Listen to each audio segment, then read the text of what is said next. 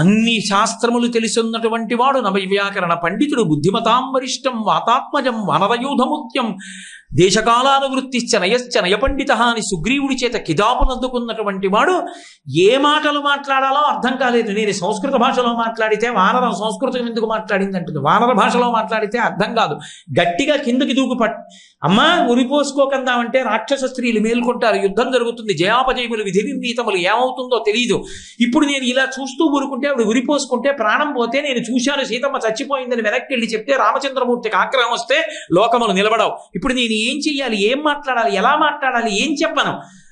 ఏవం బహువిధాం చింతాం చింతయిత్వాం మహాకవి గందరగోళం అయిపోయి ఆ ఆకుల మధ్యలో గిర్ర గిర్ర గిర్ర గిర్ర గిర్ర గిర్ర తిరిగిశారు. రామకథ మృత సంజీవని. చచ్చిపోయేట్టు చేసిన వాడు రావణాసురుడు, చచ్చిపోతున్న దాన్ని బతికించినవాడు హనుమ. మహానుభావుడు బ్రతికించడానికి ఆయన ఏం చేయలేదు, కనీసం ఆవిడ్ని ఇలా ముట్టుకోలేదు, ఆ పైన కూర్చుని మొదలు పెట్టేశారంతే. ఏ కష్టం వచ్చినా ఈయనకి రామకథ జ్ఞాపకానికి వచ్చేస్తుంది. రాజాదశరథో నామ రథకుంజరమాజిమాన్ పుణ్యశీలో మహాకీర్తి రుజుర్రాసి మహాయశ రక్షిత జీవలోకస్య ధర్మస్య పరిరక్షిత రక్షిత స్వస్య ధర్మస్య స్వజనస్య రక్షిత అని మొదలుపెట్టారు. అది కూడా తల్లి ఉరిపోసుకునే లోపల సావధానంగా కథ చెప్పడం కుదరదు, గబగబ గబగబ రామకథ వినపడాలి ఆవిడికి.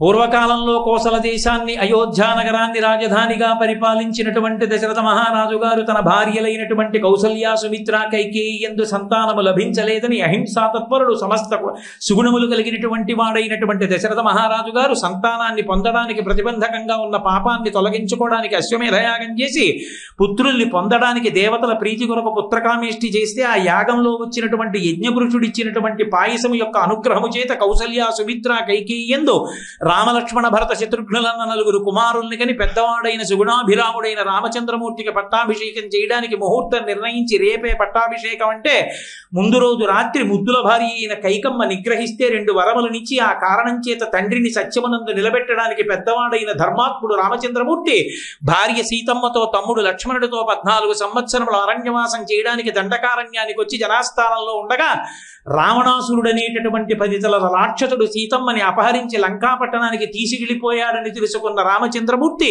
కిష్కింధలో సుగ్రీవుడితో స్నేహం చేసి వారిని ఒక్క బాణంతో సంహరిస్తే ప్రత్యుపకారంగా సుగ్రీవుడు అన్ని దిక్కులకు సీతమ్మ జాడ కనిపెట్టడానికి వానరములను పంపితే దక్షిణ దిక్కుకు యువరాజైనటువంటి అంగదుడి నాయకత్వంలో వచ్చినటువంటి కేసరి యొక్క సుతుడనైనటువంటి నేను, వాయువు యొక్క ఔరసపుత్రుడైనటువంటి వాడిని, అంజనా నందనుడైనటువంటి వాడిని, హనుమ అని పేరు కలిగినటువంటి నేను రాత్రి నుంచి లంకాపట్టణాన్నంతటినీ అన్వేషించి ఈ శింశుపా వృక్షం మీద కూర్చుని సీతమ్మ తల్లి ఇలా ఉంటుందని రామచంద్రమూర్తి నాకు ఏ గుర్తులు చెప్పారో యథారూపాం యథావర్ణాం యథా లక్ష్మీంచ నిశ్చితాం అస్రౌషం రాఘవశ్చాహం సేయమాసాదితామయ అటువంటి ఆభరణములు, అటువంటి గుర్తులు, అటువంటి సాముద్రికమున్న సీతమ్మ తల్లిని దర్శనము చేసి ధన్యుడనైనాను.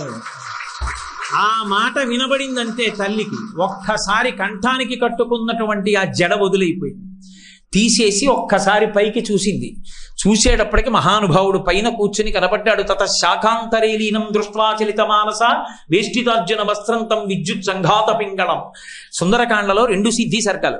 ఒకటి సీతమ్మ తల్లిని హనుమ దర్శనం చేసింది సిద్ధి సర్గ, హనుమని సీతమ్మ తల్లి చూసింది కూడా సిద్ధి సర్గ. అందులో ఇది విన్నా, ఈ శ్లోకం విన్నా స్వామి హనుమ రామచంద్ర ప్రభువు పరమ సంతోషాన్ని పొందుతారు.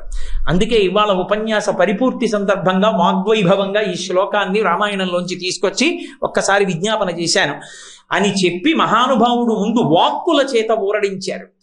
ఇలా చేత్తో ముట్టుకోకుండా 10 నెలల నుంచి కంటికి పంటికి ఏకధారగా ఏడుస్తున్నటువంటి తల్లి కళ్ళు తుడవకుండా వానరోహం మహాభాగే దూతో రామస్య ధీమత రామనామాంకితం చేదం ప్రత్యదేవ్యంగుళీయకం ప్రత్యయార్థం తవానీతం తేన దత్తం మహాత్మన సమాస్విషి భద్రం తే క్షీణ దుఃఖపలాహ్యసి అంటూ ఆ ఉంగరాన్ని తీసి, అమ్మ రామచంద్రమూర్తి యొక్క దాసుణ్ణి, రామదూతని, వానరుణ్ణి, తన పేరు కూడా చెప్పుకోలేదు మహానుభావుడంత వినయం. అమ్మా నేను ఉంగరాన్ని తీసుకొచ్చానమ్మా సమాశ్వాసించడానికి ఊరడిల్లు అని చేతిలో పెట్టారు. 10 నెలల నుంచి ఏడిచినటువంటి సీతమ్మ తల్లి ఎంత సంతోషాన్ని పొందిందన్నారంటే మహర్షి గృహీత్వా ప్రేక్షమాణాసా భర్త కరు విభూషణం భర్తాల వివ సంప్రాప్త జానకీ ముదితాభవత్ అన్నారు. ఇంట్లో పని చేసుకుంటున్నప్పుడు మహాపతివ్రత అయినటువంటి స్త్రీకి ముందు చెప్పకుండా అకస్మాత్తుగా భర్త వచ్చి ప్రేమతో చూసినప్పుడు ఆ భర్త వంక చూసినటువంటి ముగ్ధ అయినటువంటి ఆడది పరమ సంతోషంతో చూసి బుగ్గలు ఎర్రబడిపోయి నిలబడినప్పుడు ఎలా ఉంటుందో అలా అంత సంతోషంతో ఉంగరాన్ని కన్నులకు అద్దుకుని గుండెల మీద పెట్టుకుని పరవశించిపోయి ఏడుపాపి సంతోషపడిన సీతమ్మని చూసినటువంటి ఘనత మా స్వామి హనుమకొక్కరికే దక్కింది. అది వాగ్వైభవము చేత, మాటల చేత సాధించారు. నేను మీతో ప్రతిరోజు శ్రీరామాయణంలో మెరుపులుగా వాల్మీకి మహర్షి మన జీవిత పర్యంతము ధారణలో ఉంచుకుని అనుష్ఠించి మానవ జన్మని ప్రయోజనాత్మకంగా దిద్దుకోవడానికి మార్గాన్ని సుగమం చేసే మాటలు ఏవి చెప్పారో ఆ మాటలతో కూడుకున్న విశేషాల గురించి మాట్లాడుతూ వస్తున్నాను. అసలు శ్రీరామాయణము కావ్యమంతా కూడా వాగ్వైభవం.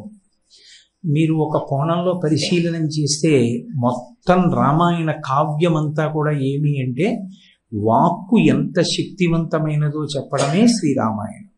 అందుకే శ్రీరామాయణంలో ప్రతిపాదన చేసినటువంటి వాగ్వైభవాన్ని ఆయా వ్యక్తుల కథాగమనమునందు మీరు పరిశీలనం చేస్తే పరమేశ్వరుడు మనకిచ్చినటువంటి స్వరపేటిక ఎంత శక్తివంతమైనదో, దానితో ఎంత తరించచ్చో అంత బంధనంలో కూడా పడిపోవచ్చు, ఎంత కిందకి జారిపోవచ్చో అంత పైకి ఎక్కచ్చు. 84 లక్షల జీవరాశులలో పరమేశ్వరుడు మాట్లాడేటటువంటి అధికారాన్ని ఏ ప్రాణికి కట్టపెట్టలేదు. ఒక్క మనుష్య ప్రాణికి మాత్రమే కట్టపెట్టాడు. కట్టపెట్టి స్వరపీఠిక అనేటటువంటి ఒక అద్భుతమైన సాధనాన్ని కంఠమునందు అమర్చాడు. అందుచేతనే పూర్వ ఋషులు చాలా జాగ్రత్త తీసుకున్నారు. ఆ స్వరపీఠిక అత్యంత ప్రధానమైనది కనుకనే ప్రతిరోజు నిద్ర లేవగానే ఏ పదార్థాన్ని లోపలికి పుచ్చుకోకుండా స్వరపేటిక చాలా కాలం పనిచేసి ఆ మాట ద్వారా మనుష్యుడు ఉత్తమమైనటువంటి మార్గమును పొందాలి అంటే దాన్ని మరింత బాగా పనిచేయడానికి అనుకూలమైనటువంటి స్థితి యందు నిలబెట్టడానికి యోగ్యమైన మార్గాన్ని ఆచమనమనేటటువంటి పద్ధతి ద్వారా పరమేశ్వర నామములతో కలిపి సంకలనము చేశారు.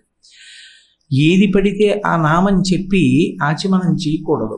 విచిత్రం ఏమిటంటే ఏ 12 నామములు విష్ణువుకి చెప్తామో అందులో రామనామం ఉండదు. రామనామం 12 నామములలో లేదు. కేశవ, నారాయణ, గోవింద, మాధవ, విష్ణు, మధుసూదన, త్రివిక్రమ, వామన, శ్రీధర, హృషికేశ, పద్మనాభ, దామోదర, సంకర్షణ, అనిరుద్ధ, ప్రద్యుమ్న, అలా ఆ నామాలలో రామనామం లేదు. ఎందుకు లేదు అంటే రామనామం కేవలం 12 నామాలలో చెప్పవలసిన నామం కాదు, జీవిత పర్యంతం నాలుక మీద నర్తించవలసిన నామం.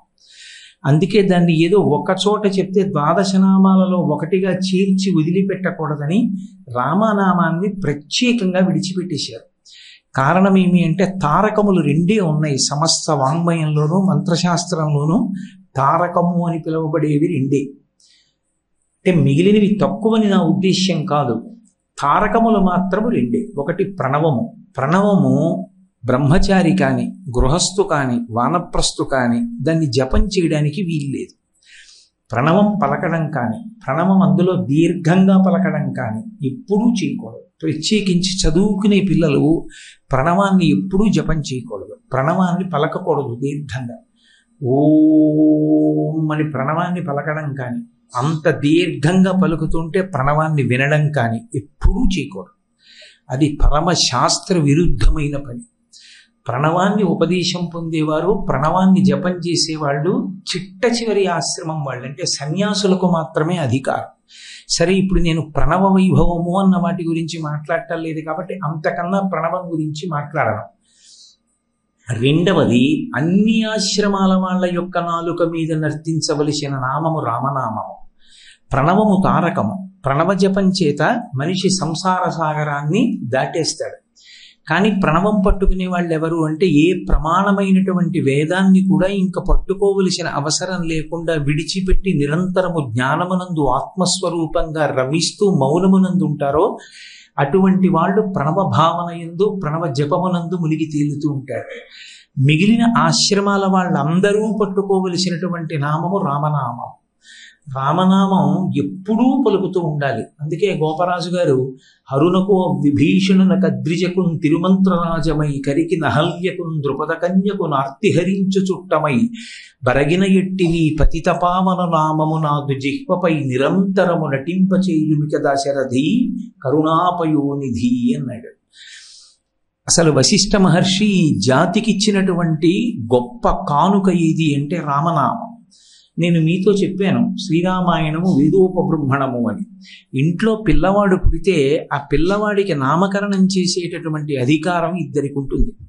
ఒకటి తాతగారికి. తాతగారు ఏ కారణం చేతనైనా సశరీరుడై ఉండకపోతే తండ్రి నిర్ణయం చేస్తాడు, లేకపోతే తాతగారిది అధికారం.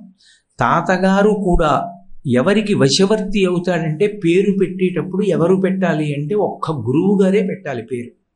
గురువు గారికే ఆ శక్తి. ఏ పేరు ఉంచితే వాడు వృద్ధిలోకి వస్తాడో అది ఊహ చేసి ఆ పేరుని ఉంచగలిగినటువంటి సమర్థుడు గురువు ఒక్కడే. అందుకే 60,000 సంవత్సరముల వయస్సు వచ్చే వరకు బిడ్డలు లేనటువంటి దశరథ మహారాజు ఇష్టింతేహం కరిష్యామి పుత్రీయాం పుత్రకారణాత్ అధర్వ శిరసి ప్రోక్తై మంత్రై సిద్ధాం విధానత అంటాడు ఋష్యశృంగుడు బాలకాండలో.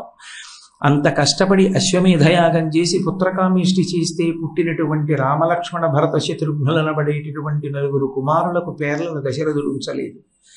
కులగురువైనటువంటి వశిష్ఠుడు ఉంచాడు.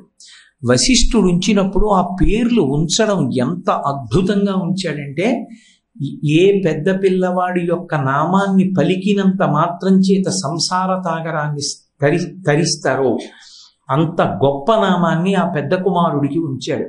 అందుకే రామావతారం పరిసమాప్తమైందేమో కానీ రామనామము యొక్క శక్తి మాత్రం ఎప్పటికీ అలాగే ఉండిపోయింది. అది తారక నామం. మీరు కాశీపట్టణానికి వెడితే ఆఖరికి రిక్షాలో కూడా తోపుడు బళ్ళల్లో కూడా పడుకోబెట్టి తీసుకెళ్ళిపోతుంటారు శవాల్ని. తీసుకెళ్ళిపోతున్నప్పుడు ఎక్కడ చూసినా మీకు అదే వినపడుతుంది.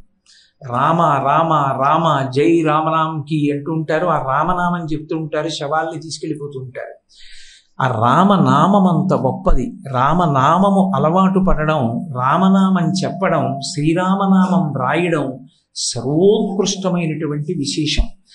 చిన్న పిల్లలప్పటి నుంచి కూడా ప్రతిరోజు శ్రీరామ చుట్టకుండా ఏదీ కాగితం మీద వ్రాయకపోవడం, ప్రతిరోజు శ్రీరామనామం కనీసం కొన్నిసార్లైనా ఉచ్చరించడం ఎంతో శ్రేష్టమైనటువంటి జీవన విధానం. అంత గొప్ప నామాన్ని బ్రహ్మర్షి అయినటువంటి వశిష్ఠ మహర్షి ఉంచారు. రాముడి కొరకు కాదు, ఆ నామం పలికి మనం తరించాలి అని. అందుకే యుగాలు మారిపోయిన రామనామ వైభవం మాత్రం అలాగే ఉండిపోయింది. నేను గుంటూరులో ఒక స్వామి ఉండేవాడు, మహానుభావుడు. ఆయన సన్యాసాశ్రమ స్వీకారం చేసిన వాడు కాదు. ఆయన తన పెళ్లికి కూడా మావిడాకులు కూడా కట్టించుకోలేదు. తన స్నేహితుల్ని పిలిచి శ్రీరామ శ్రీరామ అని కాగితాల మీద వ్రాయించి శ్రీరామనామ సహితమైనటువంటి కాగితములు దండలుగా గుచ్చి కళ్యాణ మంటపంలో తోరణాలుగా కట్టుకున్నాడు. ఆయనకి అంత ఇష్టం శ్రీరామనామం. నామం ఒక్కటే పట్టుకున్నాడు. ఆ నామం పట్టుకున్నందుకు రామచంద్రమూర్తి ఆయన్ని ఏ స్థితికి తీసుకెళ్ళాడంటే, ఆయన చిట్ట చివర ఆయన వ్రాసిన రామనామం అంతా బండిలో పెట్టి రామనామం ఉన్న బండి చుట్టూ భజన చేస్తూ నడిచి భద్రాచలం వెళ్ళారు భక్త బృందం అంతా.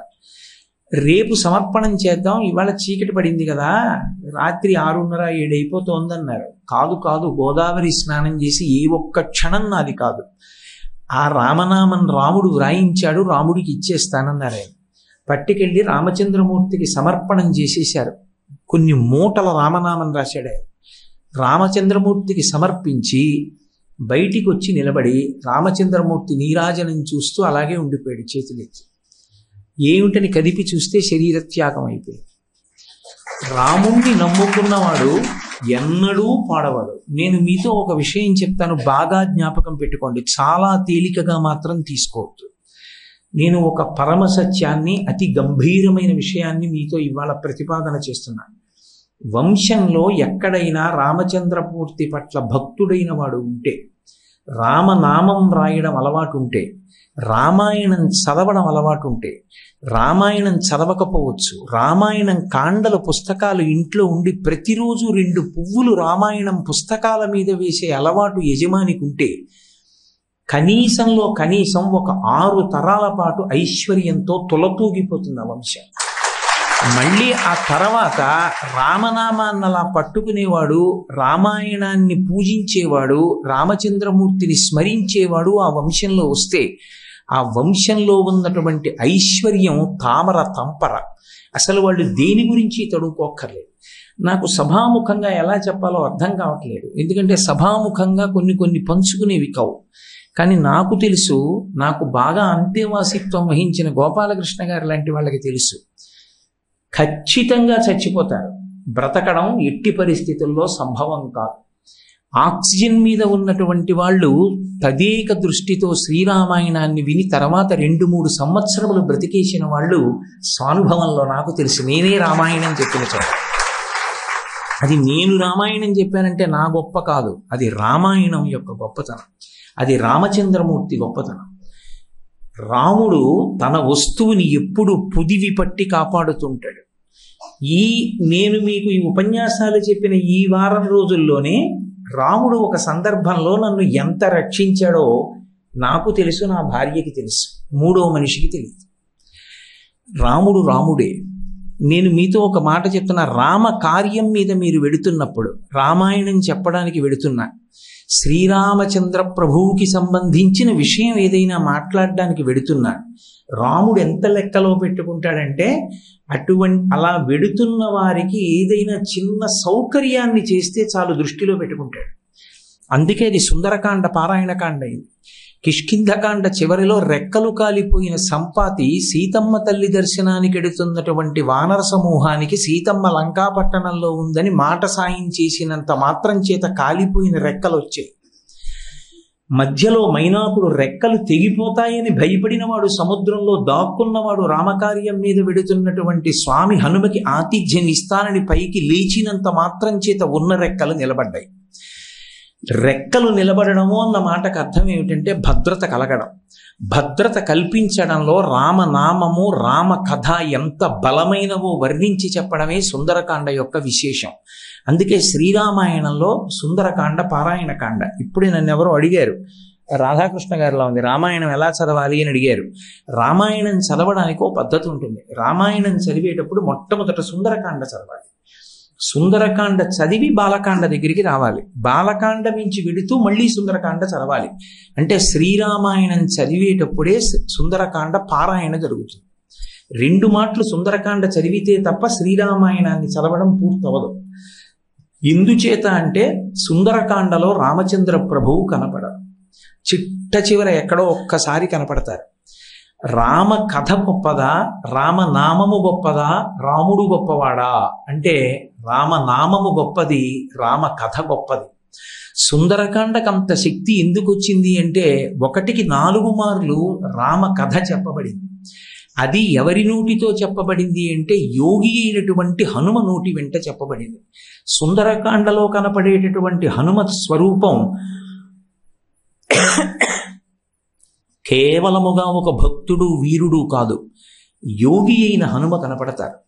సీతమ్మ తల్లి దర్శనం చేసే వరకు ఉన్న హనుమ ఒకెత్తు, సీతమ్మ తల్లి దర్శనం అయిన తరువాత హనుమ ఒకెత్తు. సుందరకాండలో మీరు కావాలంటే చూడండి, సీతామాత దర్శనం అయ్యే వరకు హనుమ భయంగా ఉంటారు, చెట్ల ఆకుల్లో దాక్కుంటారు.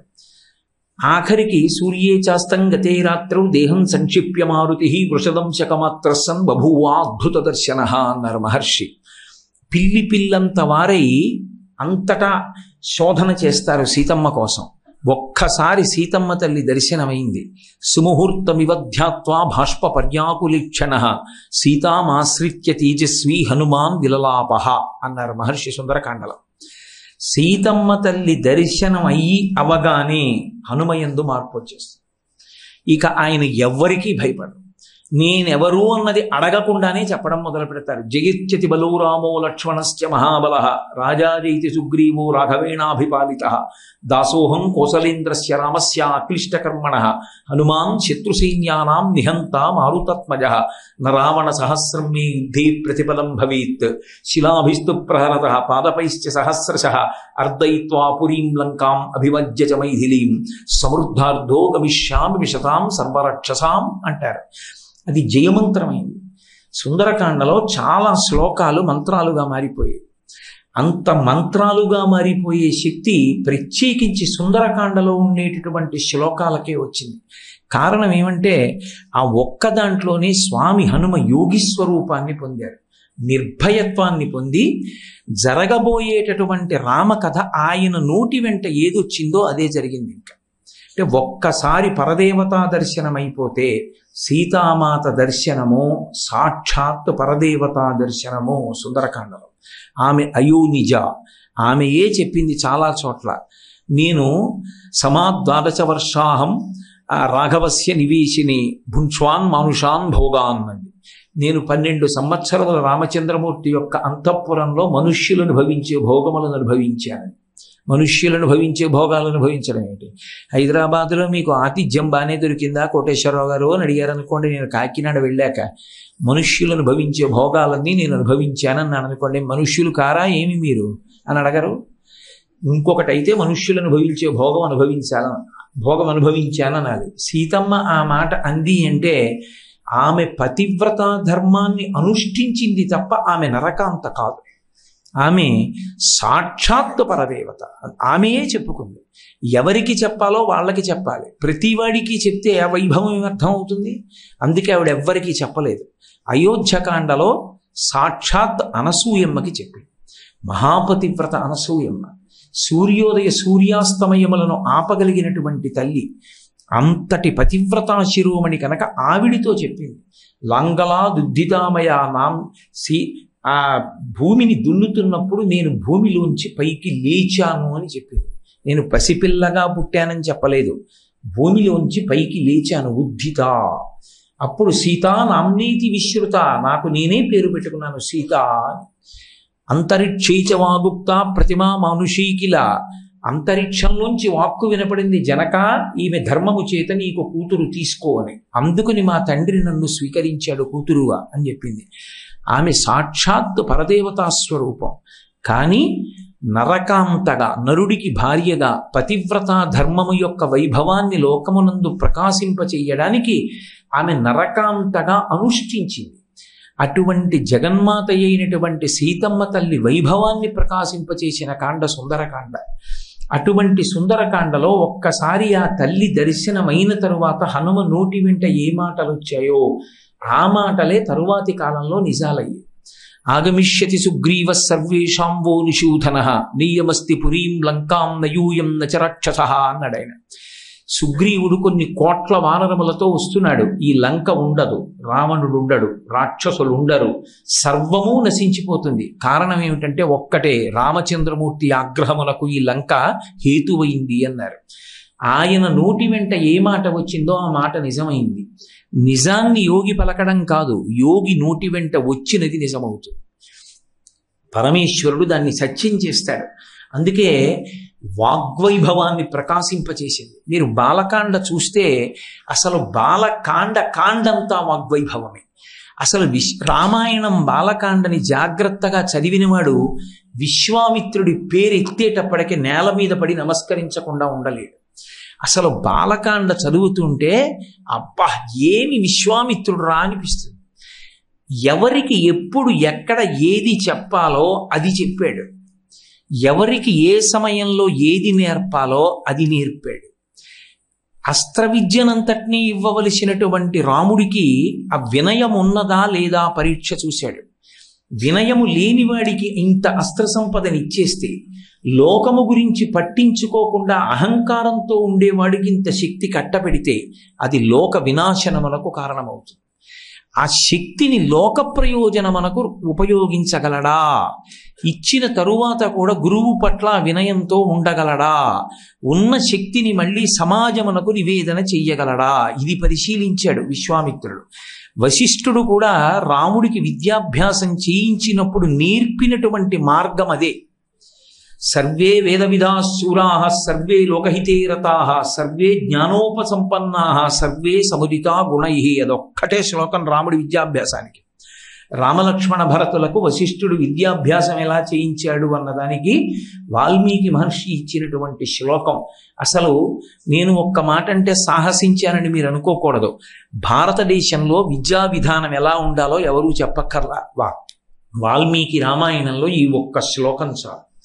ఈ శ్లోకాన్ని ఆదర్శంగా పరిపాలకులు తీసుకుంటే ఒక విద్యార్థిని ఎలా తయారు చేయాలో, విద్యార్థికి చెప్పవలసినటువంటి పాఠ్యాంశాలు ఏ ఉండాలో, చెప్పే వాళ్ళకి ఏ లక్షణాలు ఉండాలో ఒక్క శ్లోకంలో చెప్పారు మహర్షి.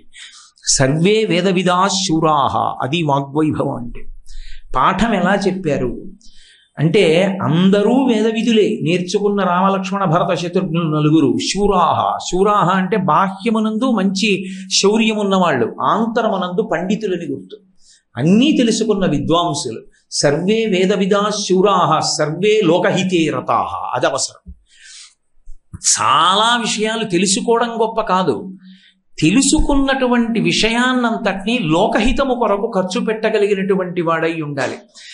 ఎంత పెద్ద పదవిలో కూర్చుంటే అంతగా లోకరక్షణ చెయ్యగలిగినటువంటి సమర్థత అబ్బింది అని గుర్తు. ఒక చిన్న పదవిలో కూర్చున్నవాడు చిన్న ఉపకారమే చేయగలడు, పెద్ద పదవిలో కూర్చున్నవాడు పెద్ద ఉపకారం చేయగలడు. నాకున్న అధికారము లోకహితమునకు ఎలా ఉపయోగించగలనని వెంపర్లాడడం నేర్పాడు రామచంద్రమూర్తికి చదువుతో పాటు. చదువు ఒక్కటి నేర్పి సంస్కారము నేర్పకుండా వశిష్ఠుడు ఉండలేదు. ఏది నేర్పుతున్న రాముడు మెట్టెక్కుతున్నప్పుడల్లా నేర్చుకున్నది లోకహితమునకు ఎందుకు పనికి రావాలో చెప్తూ వచ్చాడు. అది రాకపోతే ఎంత గొప్పవాడు కానివ్వండి, వాడు సమాజమునకు బరువైపోతాడు. అందుకే మహానుభావుడు సర్వేపల్లి రాధాకృష్ణన్ గారు మహావిద్వాంసుడు కనుక సెప్టెంబర్ 5వ తారీఖు ఆయన పుట్టినరోజు నాడు వెళ్ళి ఆయనకి పుష్పమాలలు వేస్తే ఆయన కోరుకున్నారు, నా పుట్టినరోజుగా చెయ్యకండి, టీచర్స్ డేగా చెయ్యండి అని. టీచర్స్ డేగా చెయ్యండి అంటే ఆయన ఉద్దేశం ప్రతి స్కూల్లోనూ ఆ టీచర్స్ డే చేసినప్పుడు ఎవరో బయట వాళ్ళని తీసుకొచ్చి అక్కడ పాఠం చెప్పే ఉపాధ్యాయులకు పూలదండలు వేయించి కాసేపు ఆ స్కూల్ గురించి ఆ విద్యా విధానం గురించి మాట్లాడి వెళ్ళమని కాదు. ఆయన ఉద్దేశ్యం ఏమిటంటే విద్యార్థులందరూ కూడా తమ కుటుంబానికి యజమానులైనటువంటి తల్లి తండ్రి పక్కన గురువు గారిని కూడా స్థానంలోకి నించోపెట్టడం అలవాటు కావాలి అని. గురువు గారిని కించపరిచి చూడడం, గురువు గారిని చిన్నతనం చేయడం, గురువు గారిని హాస్యానికి వినోదానికి వస్తువుగా చూపించడం ఉగ్రవాదం కన్నా భయంకరమైన నేరం. సమస్త జాతి నశించిపోతుంది. పిల్లలకు అది అలవాటైపోతుంది. ఎక్కడి నుంచి శీలం అబ్బుతుంది, ఎక్కడి నుంచి సంస్కారం అబ్బుతుంది. వాడు ఎంత గొప్పవాడైనా కావచ్చు, ఎముక విరిగిపోతే 5 నిమిషాల్లో కట్టు వెయ్యగలిగినటువంటి సమర్థుడై ఉండొచ్చు. కానీ 200 రూపాయలు ఇస్తే ముందు చూస్తాను, 50 రూపాయలు ఇచ్చిన వాడిని వెనక చూస్తానంటే ఎముకలు విరిగిపోయిన ఎవడికైనా బాధదే. 200 ఇస్తే ముందు చూసి కట్టు కట్టడం ఏంటి, 50 రూపాయలు ఇస్తే వెనక చూసి కట్టు కట్టడం ఏంటి? వాడికి లోకహితం తెలియనటువంటి వైద్యుడు, అటువంటి వాడిని తయారు చేసిన ఉపాధ్యాయుడిది తప్పు. వాడు సమాజానికి బరువు అటువంటి వ్యక్తి.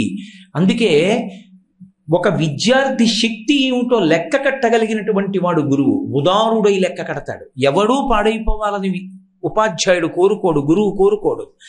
వర్షం పడితే ఎలా పడుతుందో గురువు పాఠం చెప్తే అలాగే చెప్తాడు. అందరికీ అందాలని చెప్తాడు. శక్తి యందు భేదమున్న చోట ఒక్కొక్కడు బాగా రాణించలేడు. రాణించినప్పుడు అందరూ ఏదో పెద్ద పెద్ద పదవులకే వెళ్ళాలి, పల్లకీల్లోనే కూర్చోవాలనుకుంటే ఇబ్బంది పడిపోతాడు. వాడు నిరాశ చేత కొట్టబడతాడు.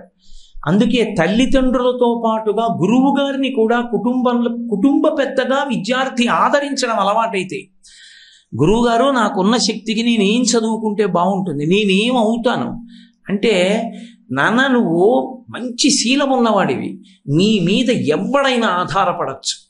ఎవడు ఆధారపడినా తప్పు త్రోవలో నడిపించవు. నువ్వు గుమాస్తాగా ఉండు, కారు డ్రైవర్గా ఉండు, ఆఖరికి రూమ్ బయట ఫైలు పట్టుకొచ్చే ప్యూన్గా ఉండు.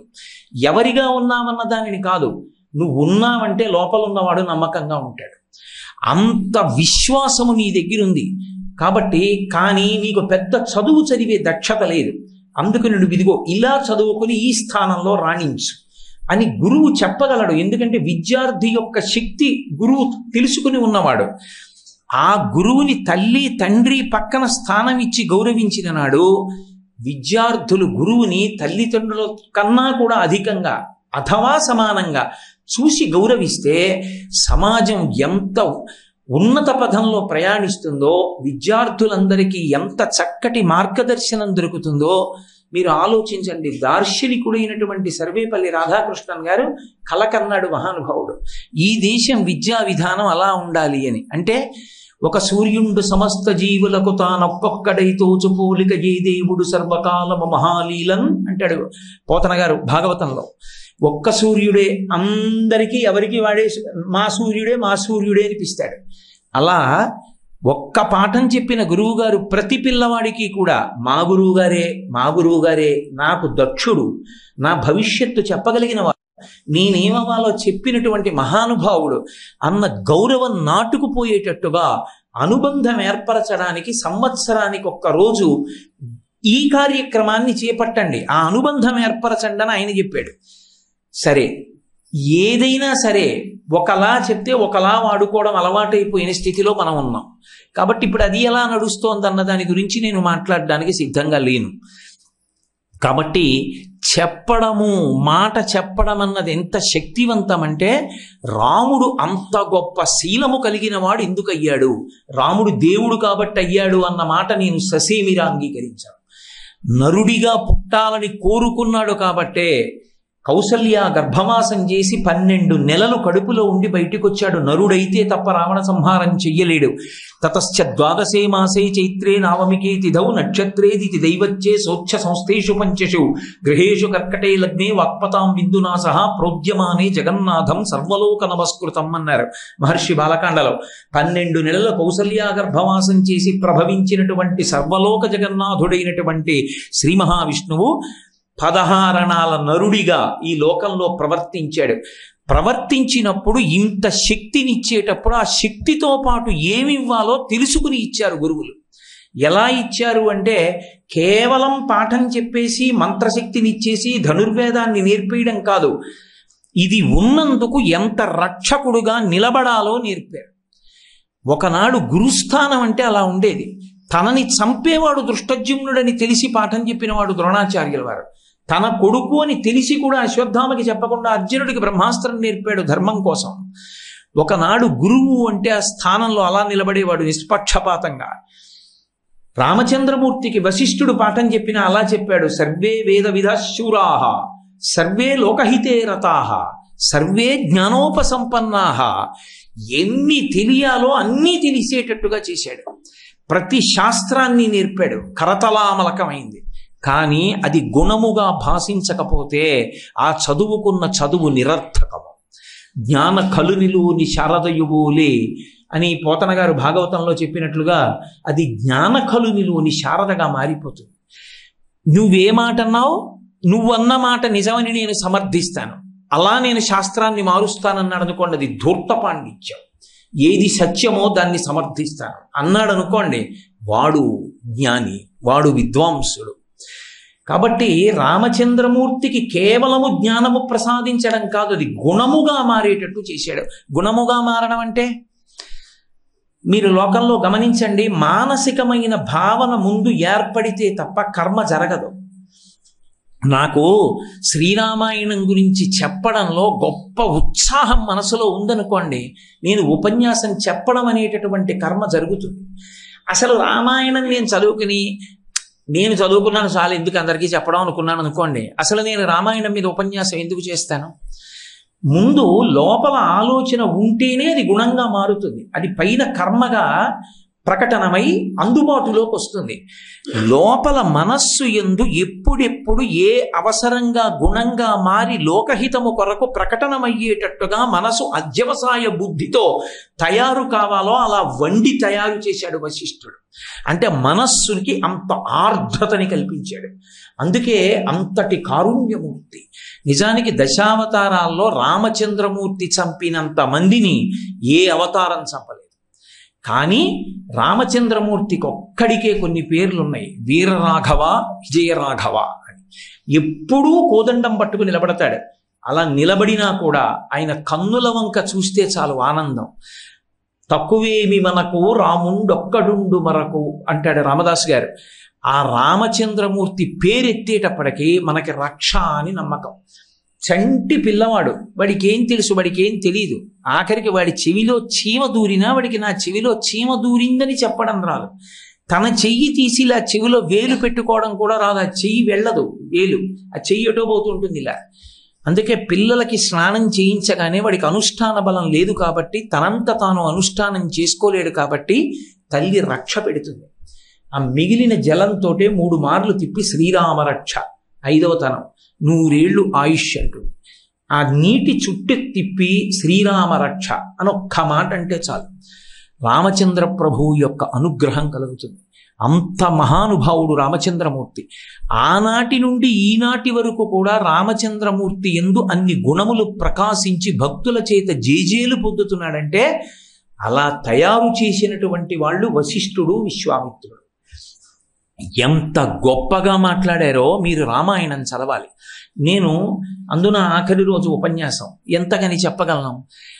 పిల్లలకి పెళ్లి చెయ్యాలనేటటువంటి ఆలోచన ప్రతి తల్లికి తండ్రికి ఉంటుంది. కానీ పిల్లడికి పెళ్లి చెయ్యాలని దశరథ మహారాజు సంకల్పం చెయ్యగానే విశ్వామిత్రుడు వచ్చాడు.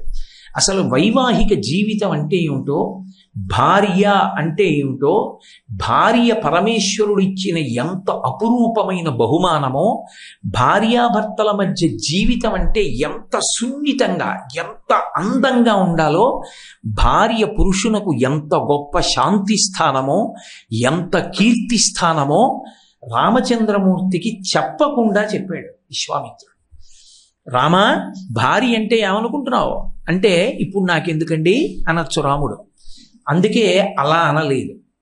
కావాలని తీసుకెళ్లేవాడు కొన్ని ప్రదేశాల మించి. తీసుకెళ్లేటప్పుడు అందమైన మాట ఒకటి చెప్పి శ్రీరాముని యందు ఉత్సాహం కల్పించేవాడు. రామ, నేను గౌతమాశ్రమం మించి వెడుతున్నాననేవాడు. అంతే, ఏమీ మాట్లాడేవాడు కాదు. ఆశ్రమం కనపడేది ఒక్క మృగం కనపడేది కాదు, ఒక జపం కనపడేది కాదు, ఓ బ్రాహ్మణుడు కనపడేవాడు కాడు, ఓ శిష్యుడు లేడు, ఓ గురువు లేడు. ఆశ్రమం అంతా చిన్నబోయి ఉంది నిర్మానుష్యంగా. రాముడు అడిగేవాడు, గురువుగారు ఎందుకు ఈ ఆశ్రమం ఇలా ఉంది, నిర్మానుష్యంగా ఉంది అని అడిగేవాడు. రామా, కూర్చో చెప్తాను అని ప్రారంభం చేసేవాడు. నిజంగా వైవాహిక జీవితం అంటే ఏమిటో చెప్పాడు. ఆ గౌతమోపాఖ్యానంలో, అహల్యోపాఖ్యానంలో అసలు ఆయన మాట్లాడిన మాటలు, ఆయన చెప్పిన శ్లోకాలు చదివితే అని వింటున్న రామచంద్రమూర్తికి స్నాతకం చేశాడు. గురువుగారు స్నాతకానికి రావాలి. గురువుగారు రాని స్నాతకం స్నాతకమే కాదు. గురువుగా విశ్వామిత్రుడు అసలు రామచంద్రమూర్తికి వైవాహిక జీవితం గురించి ఎంత నేర్పాడో, ఆ తరువాత సీతారాముల జీవితం అంతా పండింది. మరి సీతమ్మకి ఎవరు నేర్పారు? ఆవిడే చెప్పింది, పాణిప్రదాన కాలేచ, నాకు ఆఖరికి నా చెయ్యి రాముడి చేతిలో పెట్టేటప్పుడు కూడా మా అమ్మ నేర్పిందమ్మా ధర్మం, భర్తని ఎలా అనుగమించాలో నేర్పిందండి. ఆడపిల్లకెవరు నేర్పాలో వాళ్ళు నేర్పారు. వీళ్ళిలా నేర్పారు గొప్పవాళ్ళని మహర్షి కితాబులు ఇవ్వరు. మీరు అసలు రామాయణం చదవాలి. చదువుతుంటే అసలు నేనైతే అంటాను, ఒక పెళ్లి కొడుకు అయ్యేటప్పుడు శ్రీరామాయణం బాలకాండ చదవకుండా పెళ్లి చెయ్యకూడదు. శ్రీరామాయణం బాలకాండ చదవడం పూర్తి చేస్తే వివాహం అంటే ఏమిటో, భార్య అంటే ఏమిటో, గృహస్థాశ్రమం అంటే ఏమిటో అర్థం అవుతుంది. చదవడం అంటే ఏదో కాగితాలు తిప్పడం కాదు, దాని యందు ధార్మిక దృష్టితో చదవాలి. చెక్కాడంతే రామచంద్రమూర్తి. ఒక నదిలో దొరికినటువంటి శిలని తీసుకొచ్చి శిల్పి చెక్కి కన్నులు చెక్కేటప్పుడు చిన్న ఉలి పెట్టి దెబ్బ కొడుతూ చెక్కుతాడు. ఆఖరణ కన్నులు పూర్తయిపోతాయి. కన్నులు పూర్తయిపోయిన తర్వాత విగ్రహానికి ప్రతిష్ఠ జరుగుతుంది. జరిగిన తర్వాత కన్ను చివర చిన్న ఉబ్బెత్తుగా ఉండిపోయింది, ఒక్కసారి కొట్టేయండి ఉలితో అన్నారు అనుకోండి, మహానుభావుడు పరమేశ్వరుడు అలా కొట్టడం కుదరదంటాడు. విశ్వామిత్రుడు చెక్కాడు రామచంద్రమూర్తిని. ఇవాళ మనందరం పూజించి తలుచుకునేటటువంటి రామచంద్రమూర్తిని చెక్కినటువంటి ఘనత విశ్వామిత్రుడిదే. మీరు బాలకాండ చదివితే నాతో పరిపూర్ణంగా అంగీకరిస్తారు. శ్రీరామాయణమంతా గురువుల వాగ్వైభవమే. ఎక్కడెక్కడ అవసరమో అక్కడక్కడ గురువు జోక్యం చేసుకున్నాడు రాముడి జీవితంలో. ఒక్క కారణానికే జోక్యం చేసుకున్నాడు. గురువు యందు రామునకున్న భక్తి అటువంటి. గురువుని మించిన శక్తి ఈ ప్రపంచంలో ఇంకొకటి లేదు. అది గురువు యందు ఉంటుంది అనుకోవడం తప్పు. గురువు యందు ఆ శక్తి ఉంటుంది కాదు, నీ గురి వలన గురువు యందు చేరుతుంది. నీకు గురి లేనప్పుడు అవతలవాడు ఎంత గొప్పవాడైనా ఆయన గురుత్వము నిన్ను రక్షించదు. నీకు గురి ఉంటే అది బండరాయి అయినా గురువు అయి నిన్ను కాపాడేస్తుంది. ఎందుచేత అంటే నీ గురి వలన అవతలవాడు గురువు తప్ప, నీకు గురి లేనప్పుడు అవతలవాడు ఎంత గొప్పవాడైనా గురువు కాలేడు. శంకర భగవత్పాదులు ఇటు నించున్నారు స్నానం చేస్తూ. పద్మపాదాచార్యుల వారు బట్టలు తెచ్చి శంకరాచార్యుల వారికి ఇచ్చి అవతల ఒడ్డులో స్నానం చేస్తున్నారు. స్నానం చేసి ఎందుకో శంకరాచార్యుల వారు ఇలా చూసి ఇలా రా అన్నారు శిష్యుణ్ణి. యథాలాపంగా అన్నారు ఇలా రా అన్నారు. అంటే ఆయన ఉద్దేశం నదికి అవతల వైపు నుంచి గట్టు మించి రమ్మని, లోపల ఇలా రా అన్నారు. మా గురువు గారు ఇలా రా అన్నారు, నేను ఇలాగే పెడతాను అంతే, గురు శాసనాన్ని అతిక్రమించనని గంగా నది మించి అడుగులు వేసుకుంటూ వెళ్ళిపోయారు ఆయన. గురువు మాట మీద ఉన్న విశ్వాసానికి ఆయన నీటి మీద నడుస్తుంటే పద్మములు పైకొచ్చి పాదములు పట్టుకున్నాయి. అందుకని పద్మపాదాచార్యుల వారయ్యారు. నీ గురి గురువు, ఆ గురి లేనప్పుడు అవతలవాడు గురి కాలేడు. రాముడి శక్తి అంతా ఎక్కడుంది అంటే గురువుల పట్ల ఆయనకున్న గౌరవం అటువంటిది. ఎక్కడైనా మాట్లాడతాడు. గురువులు కనపడితే, ఋషులు కనపడితే ప్రణిపాతం చేసి కూర్చుంటాడు. మీరు రామాయణం చదవండి, రాముడు మాట్లాడడం ఆగిపోతుంది, ఇక మాట్లాడడం. మీరు బాలకాండ చదవండి, అయోధ్యకాండ చదవండి, ఒక్క మాట మాట్లాడడం. ఎప్పుడు గురువు గారు మాట్లాడుతుంటే వినడమే. ఒక మాట మాట్లాడి గురువు మాట్లాడేటట్టు చేస్తాడు. ఒకే మాట అడుగుతాడు, ఈ గంగ భూమి మీదకి ఎలా వచ్చింది గురువుగారు అంటాడు. అంతే. విశ్వామిత్రుడు గంగావతరణం చెప్తాడు, అస్సలు పరవశించిపోతాం. అంతే, అడిగాడు కాబట్టి గంగావతరణం చెప్పాడు. షణ్ముఖోత్పత్తి ఎలా జరిగింది గురువుగారు, పార్వతీ కళ్యాణం ఎందుకు జరిగింది అంటాడు. షణ్ముఖోత్పత్తి చెప్పాడు కాబట్టి ఇప్పటికీ గర్భిణీ స్త్రీలకి షణ్ముఖోత్పత్తి శ్రీరామాయణం బాలకాండలో పెద్ద వరమై కూర్చుంది. అడిగే శిష్యుడు, చెప్పే గురువు వలన శిష్యుడు ఎంత తీర్చిదిద్దబడతాడో అసలు రామాయణం చదివితే అర్థం అవుతుంది. అది రాముడి జీవితంలో ఎంత దూరం వెళ్ళిపోయిందంటే, ఎప్పుడెప్పుడు కష్టం రానివ్వండి అప్పుడప్పుడు ఒక ఋషి, ఒక గురువు ఆదుకుంటూ ఉంటాడు వాక్కు ద్వారా.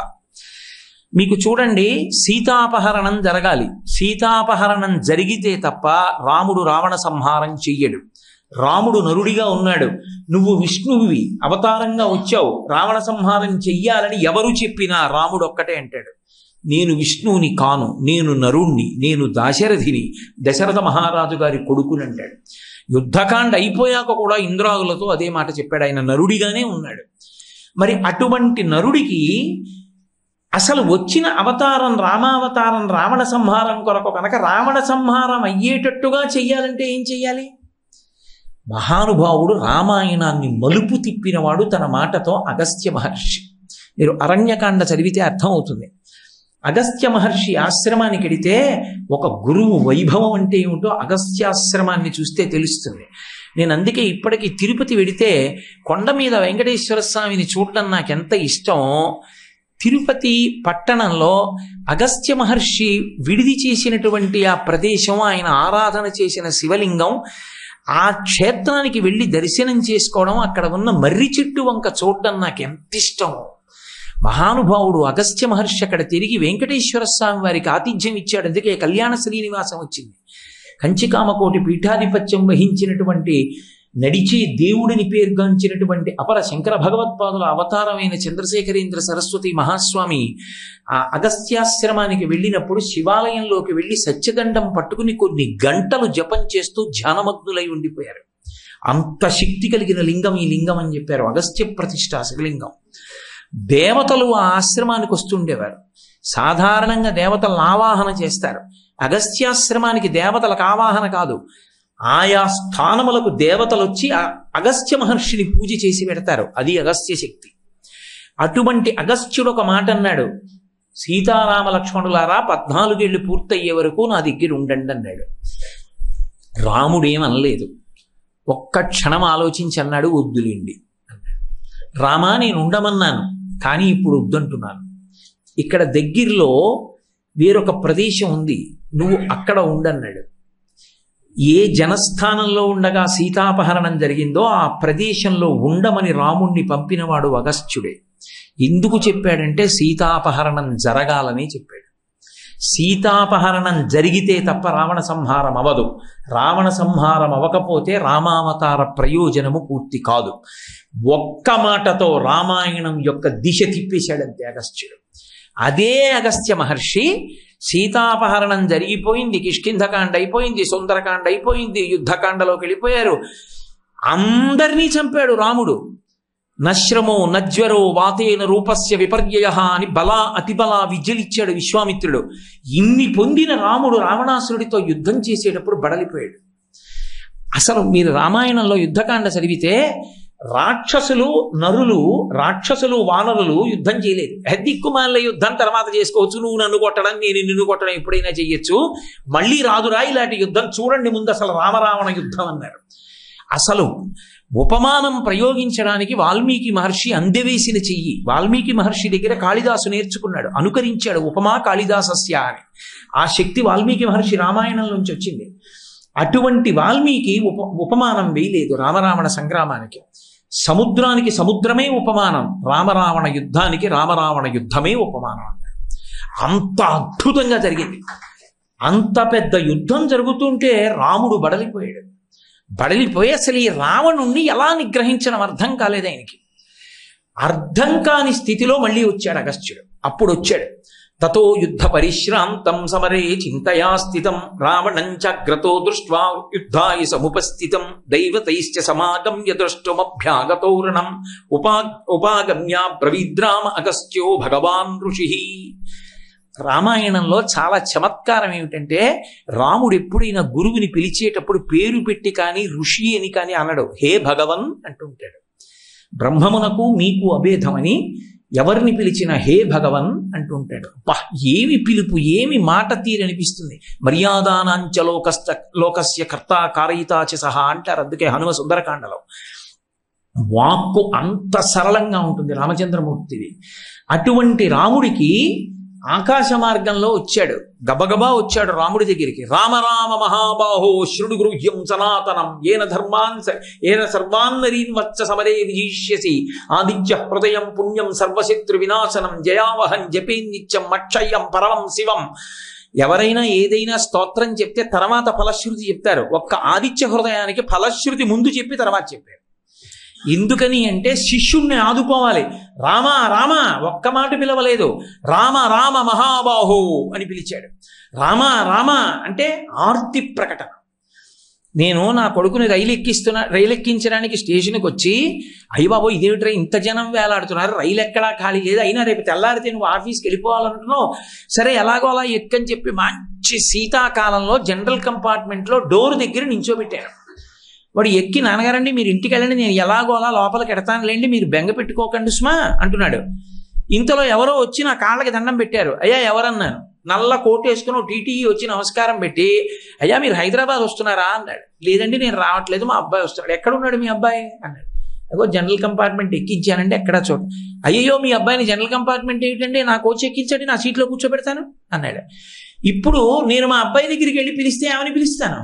ఒరే నాయన షణ్ముఖ దిగిరా అంటానా? షణ్ముఖ షణ్ముఖ దిగిరా దిగిరా దిగిరా దిగిరా, మహానుభావుడు ఎవరో కనబడ్డాడు రా ఎక్కిస్తానన్నాడు అంటానా? అన్నా రక్షించుకోవాలన్న ఆర్తిలో రెండు మాటలు పిలుస్తాను. పుత్రుడితో సమానం. వత్స ఎంత ప్రేమతో పిలిచాడు.